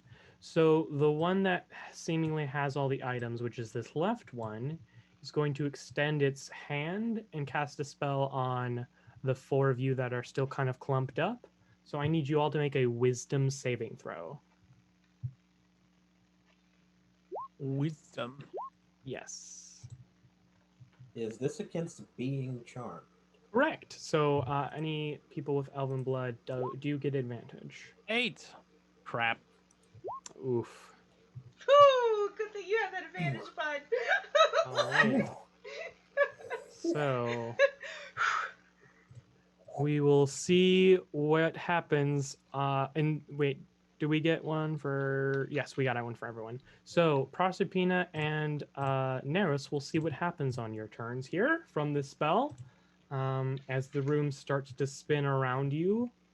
All right, and then the other one is going to simply charge Throck. This is the one without the items, I will remind. So it's going to make a bite and then 2 claw attacks on you, Throck. So that's a 13 to hit you. Pretty sure that misses, yeah? Throck? All right, and then, okay, the claws do much better. So that's going to be a 25 and a 24. I'm going to take a leap of faith and say that hits. So that's going to be a total of, it's going to be a total of 32 slashing damage. 32? Mhm. Oh, okay. Well, I'm down. Okay. All right. All right. They all got higher initiative than most of y'all, so that's unfortunate here. So that's all the enemies' turns. The prophet simply is watching and unacting. Neris, can you roll me a D10? A D10. Gotcha. Mm-hmm. I got a 6. 6. The creature doesn't move or takes actions this turn. So you see this kind of like strange smoky purple light swirling around you now. Just like as you try to move or do anything, it like pushes you back and keeps you in place as unfortunately the confusion still is holding. But you may now make another wisdom saving throw at the end of your turn. All right. End of my turn. Do I do anything yet? 8. Nope. Okay. 8. Yeah, not quite. All right. So that's going to be Neris's go. Proserpina, can you roll a d10? Can somebody like smack me? I mean, my tail is right there, so if you really want me to smack you. I'm just gonna with let it. y'all. I'm just gonna let y'all know that that's not how the spell works. Yeah. Oh, damn it. It's just at the end of each your turn, and it is concentration. So keep that in mind. Proserpina, the creature doesn't move or take actions this turn, unfortunately. You may make another wisdom saving throw, though. Oh, this will be entertaining. Yeah. Nope. That is a success. Oh, It's actually not a very high DC. I was kind of surprised when it worked. So at the end of your turn, while you were pushed back by this fog, you do manage to shake it off. Great. Ooh. Hong Husi. All right, let's get to swinging. You got it. Start off with great weapon because Throt going down isn't good for me when I'm already almost bloodied. Make sure I'm not rolling with What? Okay. Hello. Ooh, hello. So that's I wish going I to had be remembered to say that I had ignited this sword beforehand, but I didn't say that. 31 points of slashing damage. Nice. Yeah. Oh, let me re-roll a 1 I see, and then d6s. So Two more. 34 points of slashing damage. Amazing. As I'm gonna just take a guess that you are choosing to not use the poison damage aspect of your weapon. I'll allow you to do that. Yeah, Okay, I would. Cool. I've got a sneaking suspicion that they are how Mhm. you say resistant to the poison. Tri-immune. Fantastic. Yeah. The blessings of Our Lady are great indeed. Indeed. So that's your own, not but your first attack, and you do rally because of that. I do, and Which is I very will, good and I for know you. I'm going to need all 13 of these temporary hit points. I don't know what you mean. And then I'll Listen, swing again. y'all are big. Ignite the sword. Y'all are big 13th level characters. Y'all can take care of yourself while I try to kill y'all. All right. Stop. Y'all better be Please able stop. to at least. Make it stop. Make it stop. Oof. Please. But I'm that's being not going to abused. do it. Unfortunately, your first swing just like takes this massive chunk of this like strange devilish flesh out of it, demon flesh, I should say, because Draglass are particularized Rebu. But the second one just whiffs so hard, it just biffs it so hard. I'm gonna guess that you're gonna bonus action ignite your blade now, or yeah, cool, sounds good. You are muted, but I'm gonna assume that you're all good with your turn, or Yeah, I was going to ignite the blade for the last attack, but it missed. but it missed, so it's still ignited. So Yeah. there you go. All right, Throck, death saving throw, please. I would actually like to use one of my nat 20s. Great. As you hear very distantly, no, this simply won't do. And you you will wake up in like a cold sweat with 1 hit point. That is your turn, but very nice. I'm sure that'll be very useful. That's going to change, I think, what Amara is going to do. I think Amara is going to... What kind of spells? Okay. I think Amara is going to just run up and try and break concentration by taking a packed weapon stab. No, I think we'll do the classic multiple Eldritch Blast. You will see Amara appear back as they take 3 Eldritch Blast attacks with advantage. So I can do that like this. Here we go. All right, so 1, 2, 3 solid hits. So we get 8, 13, 24 force damage. Not too shabby for a cantrip, but more importantly, we need 3 concentration checks. So it needs a 6 or higher. 18, 13. Unfortunately for Neris, still concentrating on the confusion, but is damaged. And that's what Amara can do. Bonus action. I would say Ember would ask me if they could bonus action hide, and I will allow it. The fun of running a PC. All right, so 17. All right. Everyone's favorite Grider's turn, who looks like not worried, but just annoyed that they have to put their bow away and Mhm. take out a like sword. Mhm. So is first going to leap at you and just try and bite you. Okay. That is a 22 to hit. Yep. So that will be 2 whole piercing damage and 9 poison damage. Mhm. And then we'll take 2 more long sword attacks with 2 hands. So natural 20 and 13. Does a 13 hit a 13 T-Rex? misses. With 13 my blade misses. song, I have a 14 now. Ah, there you go. Mhm. So Just you the will nat 20. take nice. So you will take 13 slashing damage from the nat 20, and I do need a con save, which you should be just fine at. Yep. What is my? It's Just gonna look. be crazy I know. high. Yeah. Because my con saves are a +3. I'm a T-Rex now, so I need to just kind of do stuff. But it's gonna be a +3, so it'll be a +9. It looks like. Yep. Yeah. Go ahead. And I have advantage on So- it because of Warcaster. Just don't roll 2 nat 1s. Yeah. Or well, yeah, probably. Mhm. This poison's probably not that good. Well, so this one's for the poison, and then you get one in advantage. For con save. Okay. So this one is not Yeah. advantage. This is for the poison. Yeah, this is just a normal So one. 16. 16 is still good, so you take no effect. Okay, And then these are go ahead. I guess roll a concentration check because you could roll 2 nat 1s at once. Yeah, but I got a 28. So Great. So that's all of her go actually right now. So go ahead, Anja. What up, bitch? It's me, Eurexy. I'm gonna bite this bitch, and guess what I'm gonna do? What are you I'm gonna gonna do? use a nat 20. All right, great. Roll damage. So, yeah. And just to make it easier, so when you nat 20 do, it's also I have a +7 to my damage. Do I do that +7 or It just do that is +7. 14? It's double That's dice, yeah. and then you just add the modifier still.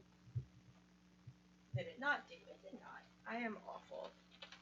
I'm actually Slash, yeah. Yeah, I'm actually blind, not awful. 8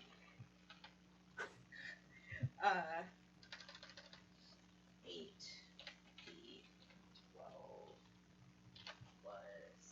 +7. There we go. 56. All right, 56 points of damage as you just tear a massive chunk. You get 2 full spider legs off of what was once Jatara with this massive bite. And as per the rules, I believe they also become grappled by you, right? Is it a large creature? Yeah. Then no. It's exactly. It's a medium or lower. They have to make a save. If you want to do it, Can I?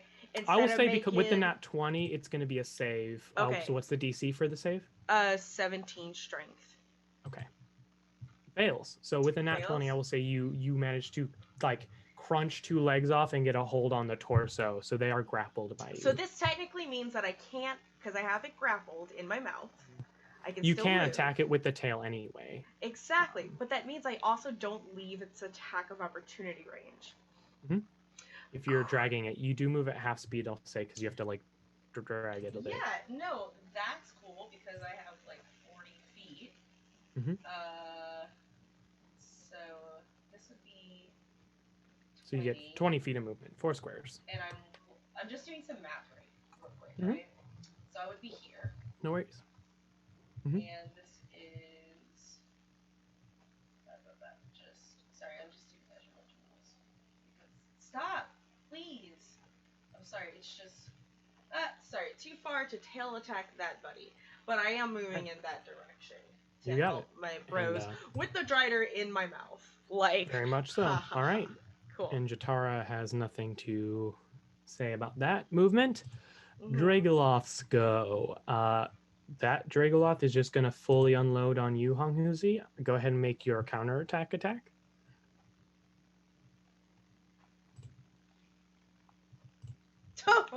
Oh my god, you are on fire. That's amazing. There is 1/2 in that if you want to re-roll that. Or actually, yeah, there's 1/2 in that if you want to re-roll. Count 3 ones and a 2. 1. Fired over that fire damage. Oh, yes, yeah. So go ahead. Yep. 2. Okay, so 3 1s and a 2. That's 5. So it's 13 extra damage. So it's going to, so here was 29. 36 plus 13 is 49 total damage. So DC 24. DC 24. Nope. So please describe this incredible attack as you counter it. Yeah, the first attack goes wide, and like as like Hog Muzi, like who had definitely like spectacularly like physically overcommitted to it, it's like sort of like seems to be like sort of reeling. Greg's also just like, well then, and like as it like kind of like leans in to like just probably like physically just smash Hog Muzi against the ground. He spins around much faster than expected, and it's like it's predatory. It's leaned in, and like it's as trying he's to bite coming you. back around, catches it like just directly across the jaw, like basically just like stuns it. As you like cut through half, like one of its fully like through one of its cheeks, and so it's like jaw is starting to like kind of flap back a bit as you just like slice through part of this thing's mouth as it tries to bite you, and it like recoils back in pain and then comes down at you with 2 claws. Is you only have 1 reaction, thank goodness. What's your AC nowadays?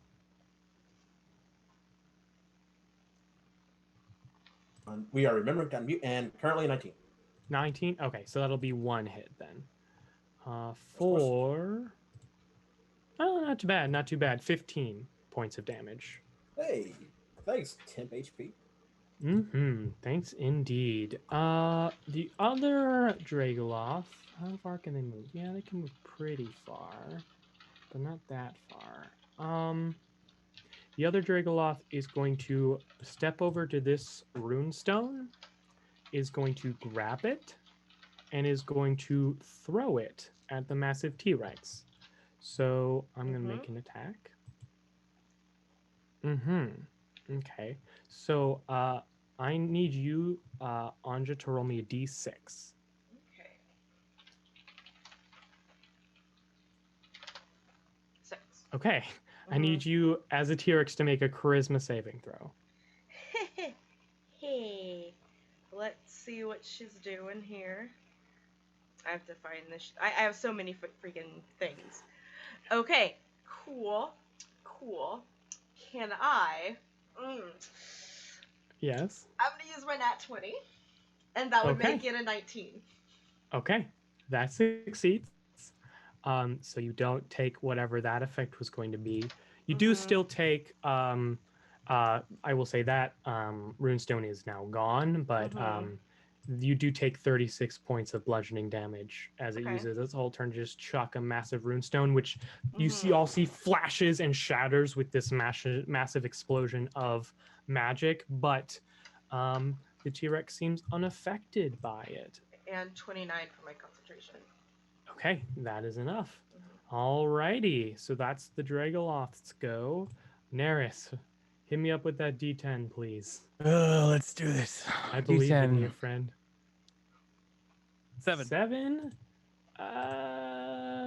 The creature uses its action to make a melee attack against a randomly determined creature within its reach. If there's no creatures within its reach, the creature does nothing this turn. Do you have a ranged weapon on you? I do not. Okay, then you all see Neris wildly swing in the air and hit nothing. Go ahead and make a wisdom saving throw. Here we go again. Wisdom. I got an 8. Oh my God. This is DC 11. I have 0 bonus to wisdom. I'm so sorry, Neris. The weakness of both rogues and fighters. Yeah. All right. That's Neris' go, unfortunately for him. Proserpina. Okay, so targeting the Dragoloth that's attacking Honguzi. Mhm. 3 sharpshooters. All right, great. Hit me up.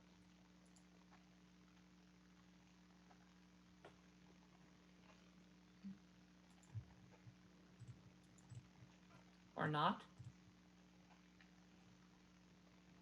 Okay. All 3 hit for 59 points of damage, which, after 2 consecutive nat 20s from Monghuzi, is enough to take this Dragoloth down, surprisingly enough, maybe. How do you finish this thing off? Okay. I hope this doesn't get me in trouble. I'm already in enough trouble. So left eye, right eye, and then I finish taking off the jaw. Yeah, as just like boom, boom, and then just straight through the other half of his jaw, and it falls down unconscious, or not unconscious, just dead. Its jaw kind of down in front of it, right next to Hong Husi's feet. Amazing. Do you have anything else you would like to do? Nope. All right. You got it. Hong Husi.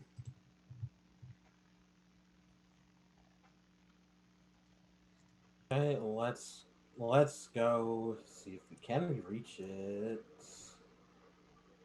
Not quite this turn, so going to shuffle my hands around because I've still got one of those spare bows we picked up, and I'll go ahead and draw that and take a couple of shots at this Dragoloth? grappled. Oh, gotcha. Actually, no, yeah, Disadvantage? you're the thing. You're definitely right. I should actually be a friend and see if I can't knock this Dragoloth out of its spell here. Listen, Nerys is super cool at fighting. He's very good at it. I want him in this fight. I promise. This is setting him free. Come on, Yeah. here, Bo. Do what Go you gotta ahead. do. Hits. Also hits. So 19 damage, not insignificant, and that does mean 2 concentration checks. Yes, that second one did it. Nerys, the confusion lifts from you. You're no longer confused. What the hell just happened? Amazing. Whew. All right. We love it. There's a T-Rex. Throck. There's a T-Rex. A lot's happened in the past 12 seconds. Everything's insane.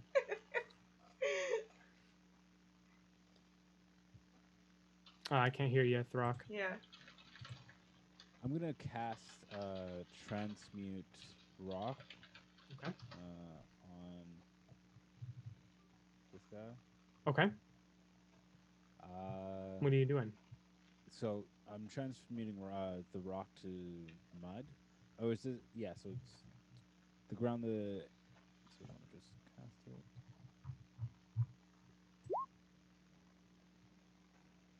Okay. So it's a DC 15 Dex save, which it fails. So it takes 15 bludgeoning damage, and I believe it's kind of like stuck in the quagmire now, right? Yeah. So it's not. It doesn't take the damage because that's if the mud falls on top of it. Oh, It's gotcha. creating it. So it's the strength save if they're stuck in it. So. Gotcha. So and what each- happens if it fails the... So, on a failed save, the creature sinks into the mud and is restrained, though it can use its action to end the restrained condition by pulling itself free by the mud. Awesome. Good to know. And then as a bonus action, I'm going to transform into an earth elemental. All right. Very nice. I will put that on the board. All right. Saving your 1 hit point self. Very smart. All right. So it's now going to be Amara's go, who's going to take some free advantage shots against this restrained person here. So already at advantage. Great. Nice. All right. Oop, 1 extra, but they all hit anyway. So 10, 19, 23 force damage. All right. Not too bad at all. All right. The Drider. It's right up in your mouth, which it doesn't is. love. No. But it's also right next to your mouth, which it kind of loves. Mm-hmm. That's a weird statement, Rob. Well, this creature's very, very vindictive. She's learning all kinds of new things about herself right now. You know, this is self discovery. We should. Yeah, let's Journey of not self-discovery. judge here, okay? Mhm. Do not judge, lest you be judged. All You're right. You're right. I was judging. Let's not yuck any I mean, we yums. were already judged, so. True that. All right. Yeah. So you see as a bonus action, this Drider is going to cast a spell.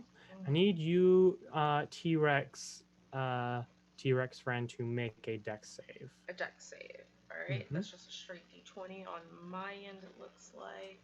All right. Yeah, 9. Okay. So, and is simultaneously, I need you to make an athletics check because it's at the same moment is going to basically try and break the grapple, Okay, yeah. as to not leave with you. That would be this right here. Ooh, Oof. not good. Mm-hmm. All right. So drops out of your grasp as an action. Then you see some of the spider web that's hanging around here kind of takes on a life of its own as the grasping vine spell grabs you and drags you into this magic circle. Okay. And that means I'm going to add the profit into the initiative here. Do I take any damage? No. Okay. It's a completely harmless effect. Don't worry about it. Completely harmless. Anja, what would you like to do? I would like to. So I'm grasped, right? No, so it just pulled you and then it let go, but And then it let go, and now I'm in the circle. Yes. And the profit is an initiative. I'm just a T-Rex. She's not the smartest right now. But the prophet was not hostile before. Has just been watching so far. Yeah, I'm just rolling a d20. That's just a check for myself to see. Go ahead. I can't decide, so we're gonna let the dice do it. Go ahead. All right, she is going to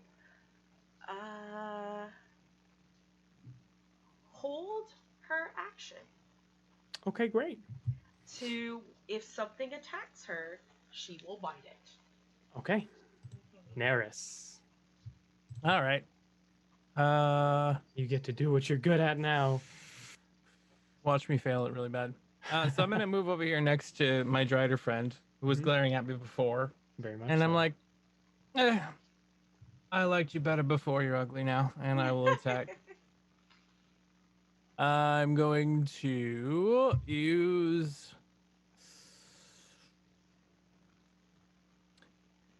Using my maneuver dice takes my reaction, does it not? Nope, it does not. It's not free. I'm going to use one to do a precision attack. Great, so roll with advantage. And since it's a single target by me, I get my sneak attack damage as well. Yeah, so you don't get it twice, but you earn sneak attack twice. Yeah. That is a 26. Definitely hits. Roll me some damage. Don't forget to click the sneak attack box. Right. Perfect. Hey, you did it. So that's going to be 22. And then roll a extra d8. Or no, it is. You did that. Never mind. Yeah, Great. it's on there already. So 22 slashing damage. Amazing. For your first attack. And then I just stab in with my second attack. Great. Are you going to do them? Well, you have to see if you hit first. Go ahead. Yeah, and I'm not going to do a maneuver at the moment. All right. Save some of those. Sounds good. Sounds good. I have used one superiority die. There we are. And attack the rapier again. 25. Hits. Roll damage. 10 points. All right. For another 10 points of damage. Amazing. Awesome. Thank you very much. Ty, you just got gifted a nat 20. I got gifted a nat 20? Yes. So you have a nat 20 to use whenever you want this episode here. Fine. Thank you. I will use it in a moment. Any bonus action-y things you want to do? Nope. I'm gonna stay right there. Love it. Alrighty. So, Anja, Yeah. could you make me a... I don't get to play around with this spell list that often. Can you give me a Constitution saving throw? Yeah.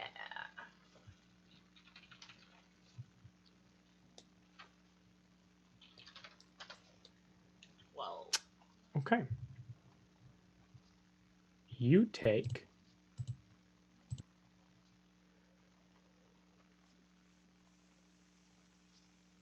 50 points of necrotic damage. mm-hmm. So that's a DC 25 concentration check, please. Mm-hmm.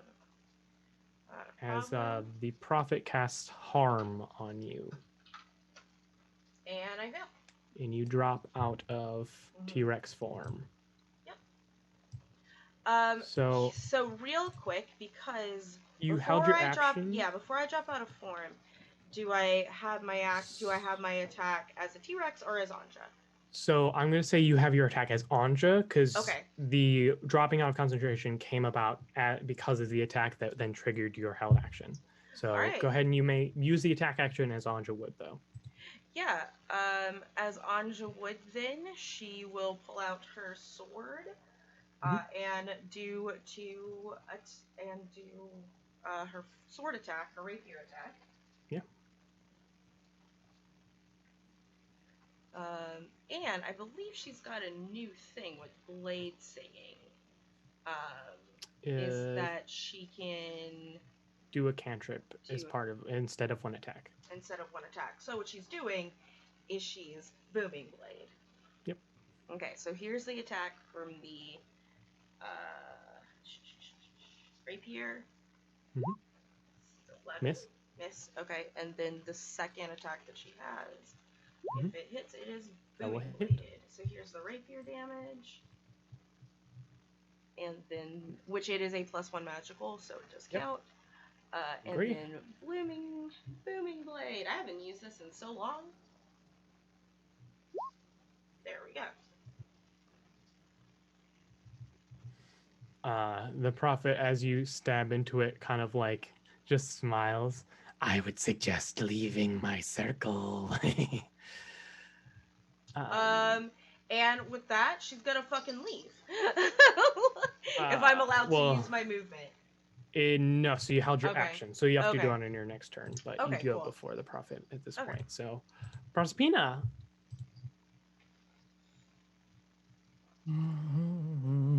All right, let's see. Let's go 3 at the other Dragoloth. All right, please do with advantage because it hasn't had a chance to get out of the restrained condition. And last one. Okay, so 2 hit. The first one does miss by a hair. Yeah, I know. Would you like to, for instance, bonus action redirect it somewhere? Yeah, I'm going to bonus action redirect at the Drider. You got it. Please do. 17. That misses. Unfortunately. All right. So is that your go? Yeah, that's my goal. All righty. Hung Huzi. All right, let's unlimber this sword again. Bonus action ignite, and should have plenty of move for it now. Yes, and go assist the good Neris with a couple of attacks. All right. Not going to use Great Weapon because 18 gives me some worry. Miss. Hit. So Quality. that'll do 22 points of damage. Very nice. And you do rally, I believe. Yep. Yes. And right. 2 attacks, that's turn. Great. Throck. So, as an earth elemental, you can't cast magic, but can you dispel magic when you're in that form? As in cast the dispel magic spell? Or no, like, so the turn transmute rock. Mhm. It's concentration. It's not concentration. Mhm. It's just the duration is until it's dispelled. So is Yeah. has So to that be- means somebody has to cast dispel magic on it. Gotcha. Yep. I am going to dash then. Okay. And move right over all the way to the Drider. Okay. You got it. So, boop. That's your go. Mara.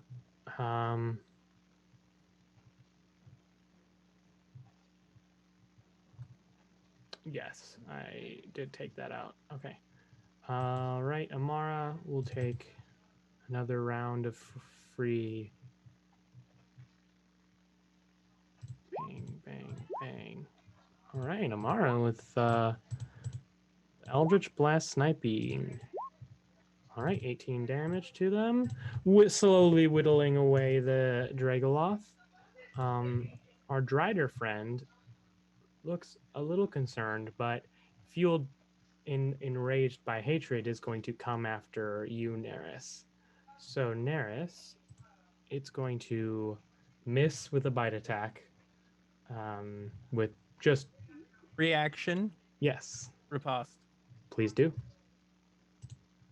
She bites in. I narrowly just avoid to the side and just whoosh, Mhm. and here we go. 15. Misses, unfortunately. I'll make that my nat 20. Okay, so fun bit of the rules is that I'm pretty sure you may sneak attack only once per turn on your turn, but if you you can sneak attack round only Every once turn, per every turn, turn. yeah, but exactly. not per round. This is an enemy turn. Exactly. So roll everything twice. You could definitely down her with this. That would be Nice. 26 plus the 28. So So she was 50. about to nat 20 hit you. But before she does, how do you riposte to kill her? She comes in Katara. and yet again, like before, Neris goads her into making a mistake. You fell for it again, and as she comes in with her blade real close, his rapier goes right up through her chin into the base of her skull, and then he just steps back. And you just cleanly pull the rapier out. There's just the faintest hint of drow blood on it, as just falls to the ground. Your coworker / nemesis / rival. The real Dead on the unfortunate thing that ground. you have always been so predictable. Your tells. I just kick her in the body aside, just in turn to walk away. Just flumps on the ground. All right, Anja. Well, I'm gonna listen to her, and I'm gonna leave. Great. Like, I have 40 feet of movement right now. Mm-hmm. The pink box is difficult terrain, just as a note. Oh, okay. So I have 20. So because No, just the pink box. So if you don't move within it, box. you're good. Oh, okay. Yeah. The pink box. Sorry. Yeah. And Anja is just going to move over here. Mm-hmm. All right. As you move away, you are doing what she told you to do, but this is what kind of devotee of Lolth would they be if they couldn't get every last dig in that they could with their warcaster feat? It's going to attempt to inflict wounds on you. Okay. What's your AC? 19. Great.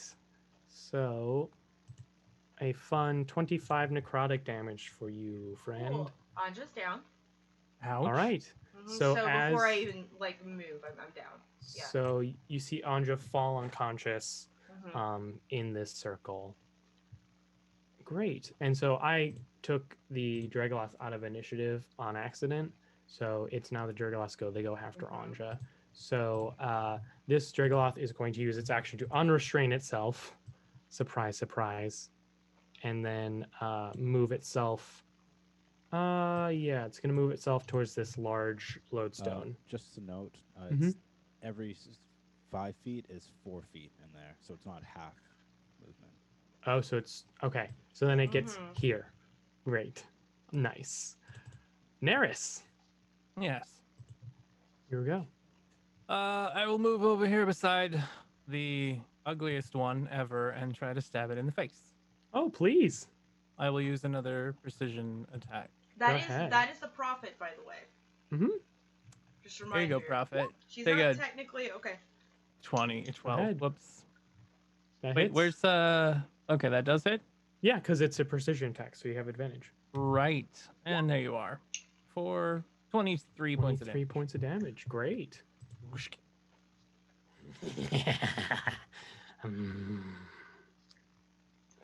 Okay, And then second attack comes in. please.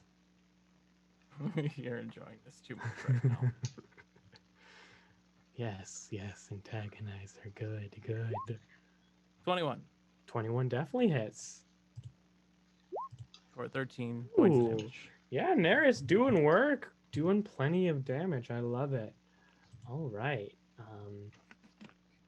You see, she like just grins as like this very, very ephemeral blood starts dripping out of the wounds you're slashing on her. Yes, yes, yes. You're enjoying this, aren't you? And in response, Neris, I need you to make a wisdom saving throw. Oh God, why one of those? Because being a prophet, One. Critical failure. being the prophet of the Lolth gives certain domain spells. So you are, what would you say Neris sees as the prophet taps into the nightmares of him?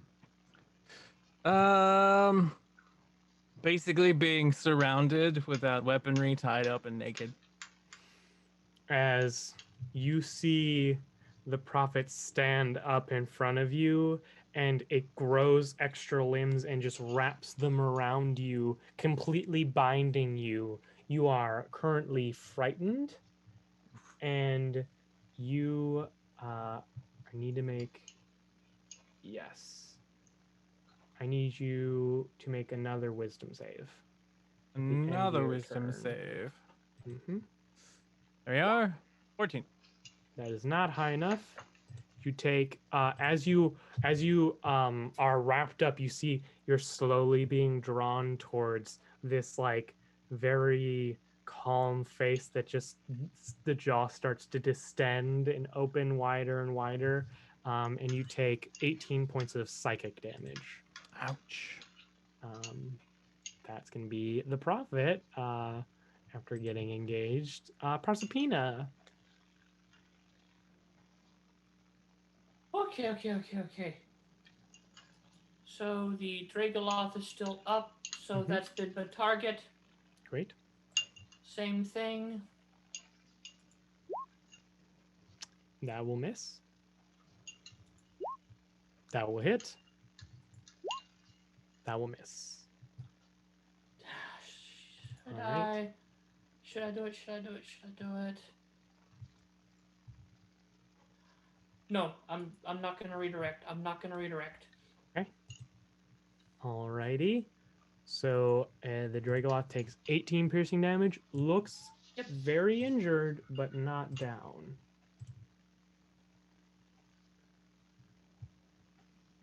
All right. Hong Huzi then, if unless there's more you got for me. All right, Hong Huzi. All right, let's get over here and grab Anja and then just drag her away. Okay. And as you do, make a con save as it uses its Warcaster feat and its bit of reach. It's had a turn. Like, has it had a turn? Yep. It just had its turning cast Yeah, Phantasmal it Killer. went, it went right after. Yeah. Okay. Listen, I'm here to screw you, but I'm here to screw you within the rules. I promise. What's All a 10 right. get me, sir? You're a 10. So how many hit points do you currently have? Over half, and and also 61.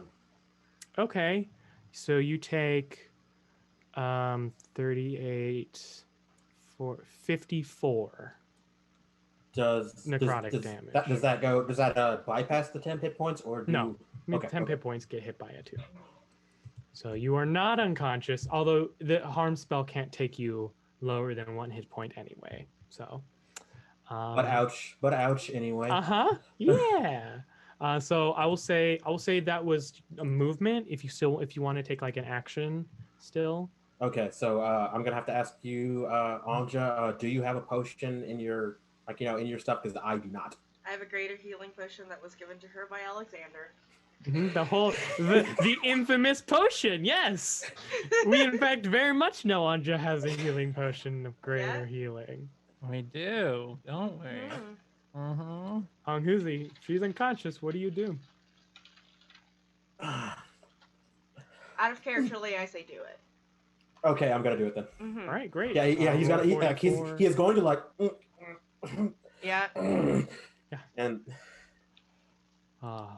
Lolth is very happy with that loss. Great. Cool. I'll just roll it. All right. Thank you. For sure. Dope. Great. You are up with 16 hit points. Throck. Hey. So that rune rock, the one right beside me, I'm gonna go over to it. And how heavy does it feel? I mean, you're a massive rock elemental. I mean, these Dragoloths are comparable size to you. How far do you think I can make it there in like my range? You want to throw it at the Dragoloth? Yes. Make me a strength attack.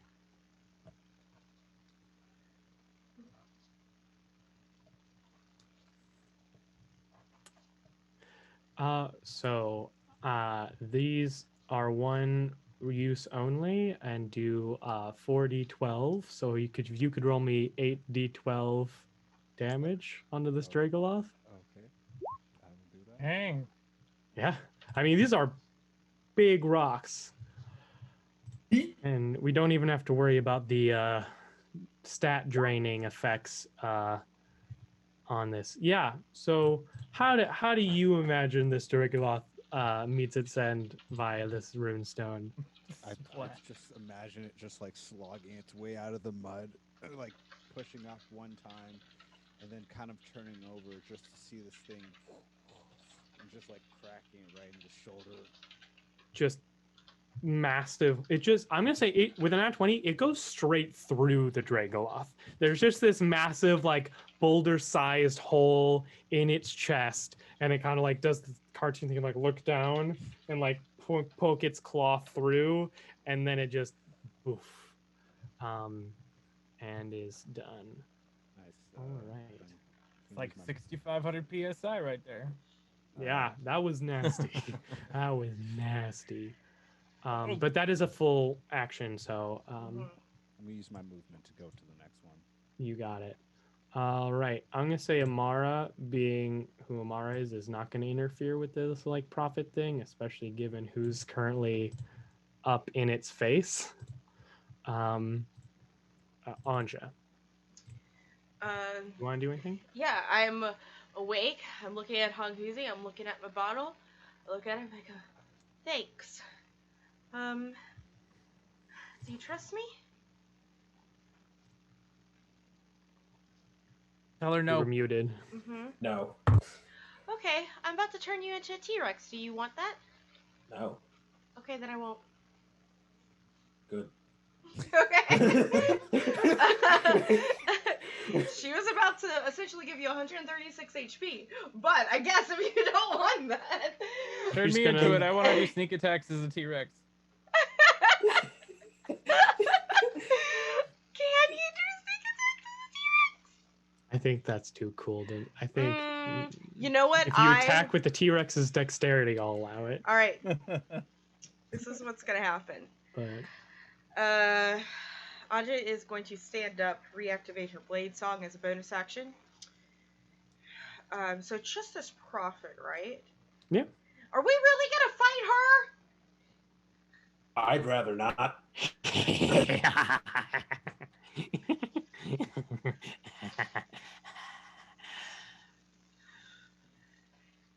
My The only ears one hate you who right now, Rob. it's the only one who is like, and I'm gonna have a look over at Proserpina, this Proserpina one a fighter, because everyone else is gone, right?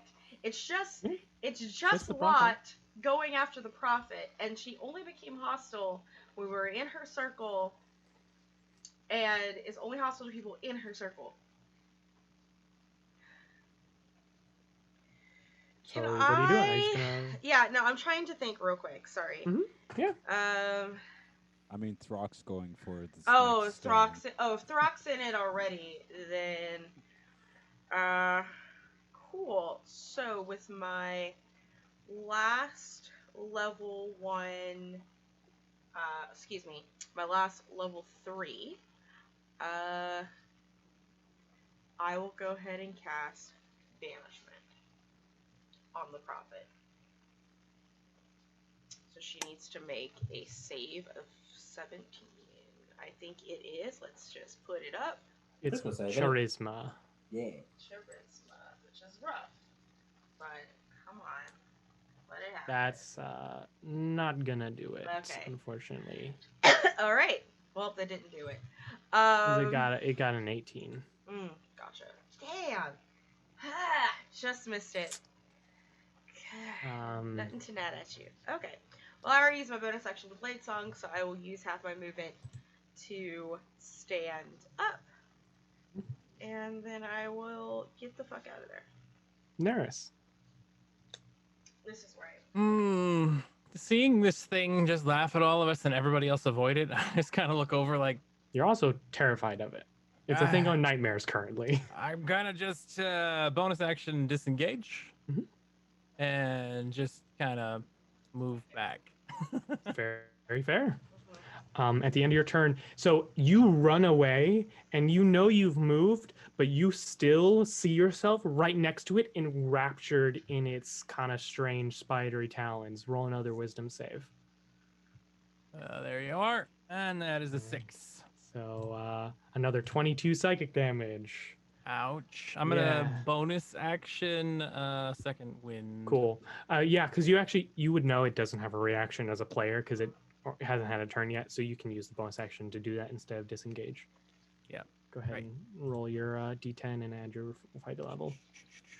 D10 plus, I don't know, I think it's fighter level 8. Yeah, so 11 hit points back. There you 11. go.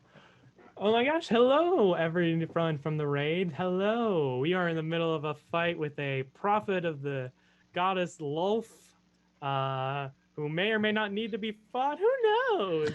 So fun. Cardia, this is so toxic, Cardia, because Cardia is definitely a Drow fan, so she's gonna love this. Yes, thank you so much, Cardia, for that raid. Woo! Love you. We love it. Oh gosh. All right, so the prophet is going to take a beat. No one's actually moved to harm it yet, and is going to hold its action holding a spell, and see what you all do. Proserpina. Just a second. Let me see Archer something. friend.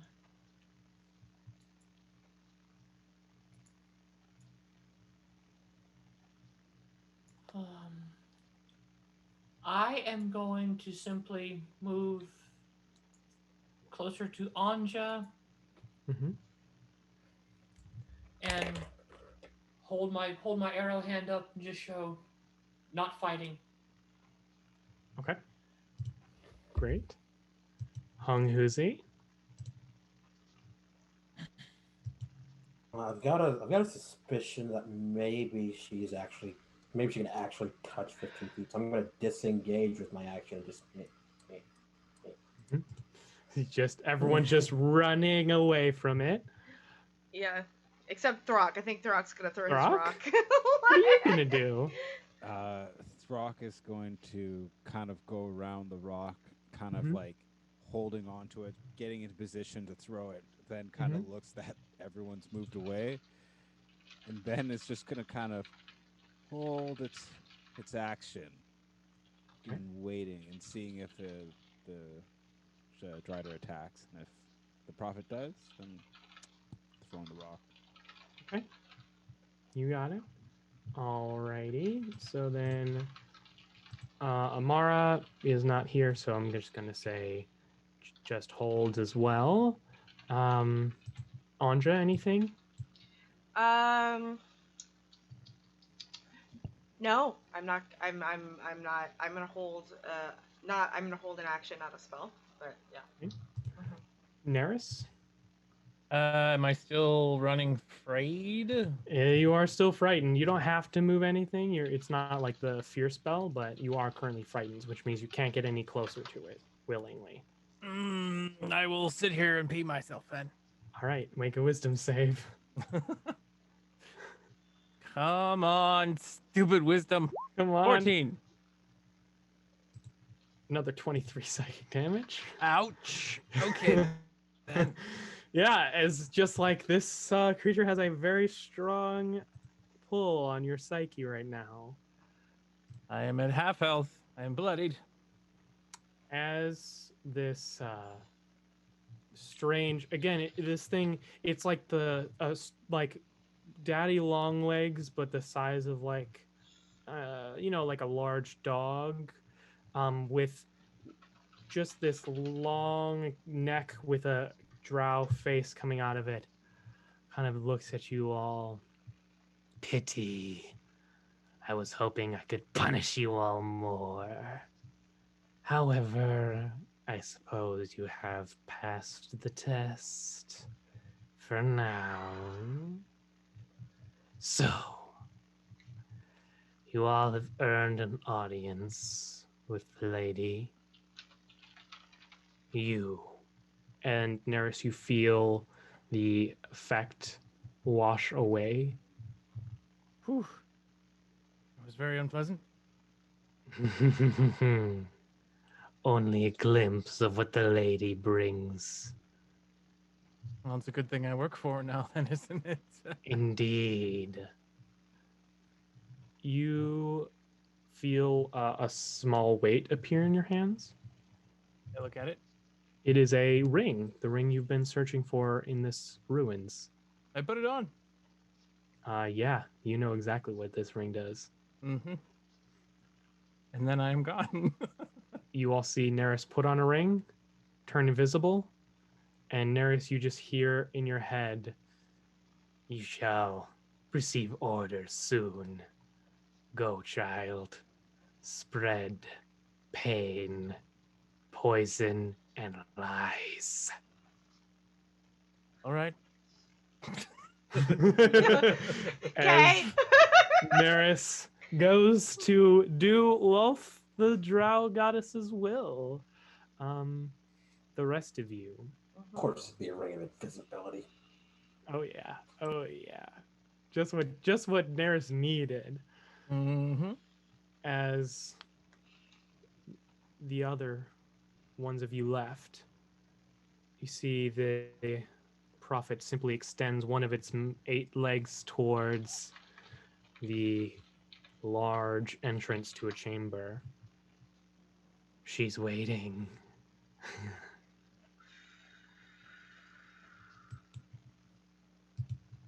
Let's go. Throck's gonna go over to one of the Dragolith that had the arrows on it. Yeah, you see them sitting there on the ground. Plucks them with his rock hands. Make a Constitution saving throw. Oh boy. Would it be Earth Elemental then? Yeah. Oh, good. So you are resistant to poison, luckily. Yeah, as it just turns to liquid poison in your hands. It was a trap! What? Oh, I'm actually immune to poison in this. Okay, great. But you pick up these arrows and they just melt away into poison in your hands. Too bad Neris didn't go for the ring at that time. Ooh. You just wanted me poisoned. Yes, that's what everything in this dungeon wanted. Yeah. Yes. It's all poisoned all the way down. Yeah, it's all poison all the way down. Right. Well, So- let's Oops, all poisoned. let's go see the lady and get our audience, Hung Hazy. Let's also not step in the circle and provoke her again. Oh yeah, let's avoid that. Let's go around this circle. please. Rob. Step in. Yeah. Come. Yeah, I'm I gonna. have so much more paid to give. We're gonna go. Join us in the circle. Jesus Christ! What?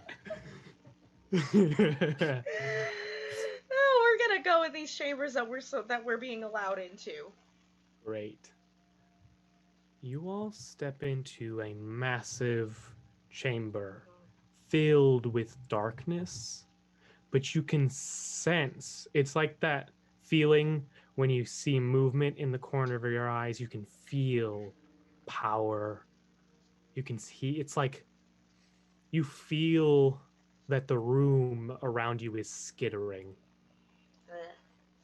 There is a massive symbol to Lolth displayed in this beautiful amethyst on the ground. And in the back of the room, there is a massive throne with no figure in it, but instead 8 red eyes just staring at you, just floating in this throne, watching. You can feel the presence emanating from this being as you sit in the presence of Lolth, the spider goddess. Alguzi is just going to I'm bowing. on the spot. Yep, Mhm. I'm bowing. Throck, still in his elemental form, also bows. I bow.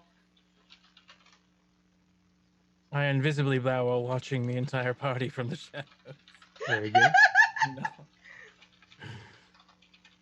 Manja, what do you do? I said I bow.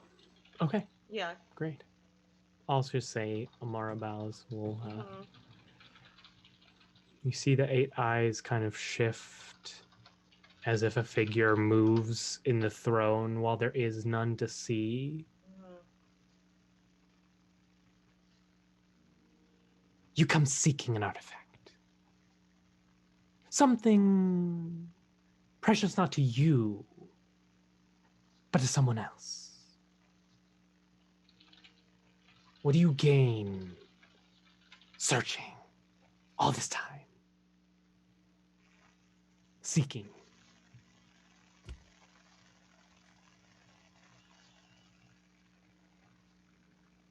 Just kind of look over at Uzi. Speak! Well? Time, opportunity, a little bit of leverage, a little bit of perspective. Knowing what the enemy seeks is knowing their needs, and knowing their needs is knowing their weakness. Knowing their weakness is knowing the way. Indeed, weaknesses are fun. They are important. The whole room kind of chuckles. You can all see flashes of just torture and betrayal, just like the feeling of screwing someone over, laughing through the chamber. But I do not think you I do not think you are getting a weakness. I think you are finding a new strength. However, a deal has been made, and a deal shall be followed through. However, I believe we have some things to talk about. And as the camera pulls away from the Temple of Lolth, we're going to instead find ourselves in another part of the Underdark. We see a massive forest of fungi, much like the one the party found before, but even larger, grander. dwarfing it. We can see fungal giants and myconid roaming it, tending these massive mushrooms. And then we see walking towards it, far in the distance, a single Githyanki, robed like a spellcaster. You see they wave their hands, and a wall of fire appears. It begins to slowly move towards the myconid. And that's where we'll end tonight's episode of Revenge of the Gith. Thank you all so much for watching this very interesting episode. Let's get to some outros here. Absolutely. Hey, everyone, thank you for coming and showing up. One second. There we go. My audio. Yes, we are going to be raiding here in a hot second, so please don't leave and stick around for the raid of our friends. But hey, my name is Val, this is my channel. Welcome everyone that came from the raid towards the end. We do tabletop RPGs here full time, and this is only the second game of our full-time schedule this week. You can catch us again tomorrow at 11 a.m. for more Dungeons & Dragons with the World of Ashenfell, which is also a great game. And then Friday, you can catch two of us here with our Lancer game. And on Saturday, we will have the finale to our Emberwind campaign. So that is, that's what's happening. But hey, guess what? I'm not the only one here. I got all of these wonderful people going around the table backwards to how we started. Please tell us where we can find you on the internet and where all of these wonderful people can follow you. Hey, what up? It's Yami Obadiah. If you want to come find me, check me out on Twitter at twitter.com at Josadison. That's JOSADISON. But I currently do not have anything scheduled. Slap a follow on and check me out on Twitch at twitch.tv/Shinobi, where every so often I just might deign to have a little bit of fun with some Devil May Cry 5 or even some Hades. But if you are desperate to see me again, come check me out on Friday at 1 p.m. Central Standard Time for some heavy metal action with Lancer. Giant robots!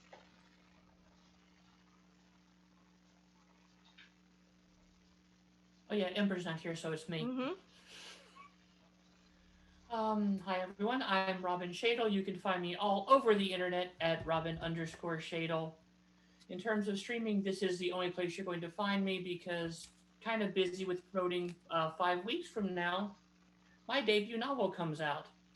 And since my wife is finally taken out of the bathroom to finish reading it, the proof copy. Yes! Hi, I'm Montana. You can find me at MontanaWhat on Instagram and at MontanaWhat2 on Twitter. You can't find me. I don't have anything Twitch going on right now, but you can always check out The Temptation Chef, where I make funny videos. The goo one is coming, and when I'd say move into my new place with a new kitchen. The goo one.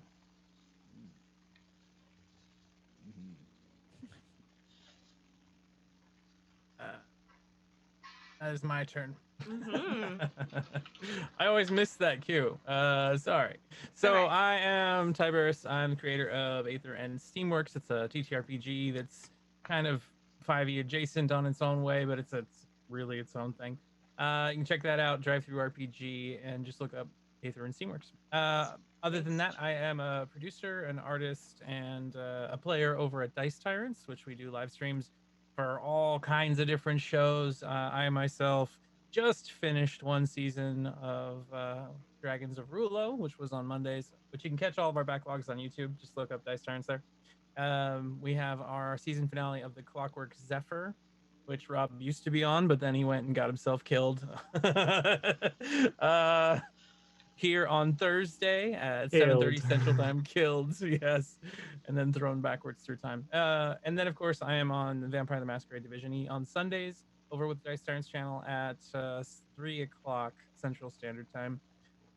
And yeah, I'm an artist. You can check out my stuff on DeviantArt if you want. Check me out at Twitter, Twitch, YouTube, all those places. Thank you very much for having me on this And little crazy jaunt. thank you so much for being the morally ambiguous guide slash. I expected almost a little more backstabbing, but maybe Neris is definitely gonna come back. The Lie Syndicate's definitely gonna come back. Yeah. You made some promises, friend. Neris watched these individuals the whole time, seeing when they would provide either a weakness or an opportunity for him, and they never gave him anything. So he's now just aware of who they are and what they were interested in, and has that information and is out there. Oh yeah, amazing. And one can disintegrate you. No, they can't. That does require failing a dex save, but we'll see. Yeah. But yes, thank you so much, Ty, for being this guest. I had a ton of fun having you on. Check out Aether Steamworks. It's an amazing system. He's a talented man. I am Rob B. Rowling. You can find me as such on Twitter and Twitch. I'll be solo streaming eventually, but you can of course find me here every Wednesday running this crazy game for more Underdark shenanigans. This pretty much whole season's going to be Underdark stuff. And you can, of course, find me as part of the Not Quite Heroes podcast. We're a D&D 5e and Quest actual play podcast that just recently switched to some shorter, more across this community-built world arcs that I'm going to be very involved with some coming up. So check us out on twitter.com NQH podcast. That's me. And with that, everyone, we're gonna go say hello to my good friend Amani. She is she's our GM for our Emberwind game on Saturday. She's playing some Final Fantasy 15 right now, so y'all show her some love. She is also a game dev. So everyone, wave bye as we go, and we do that. Oh man.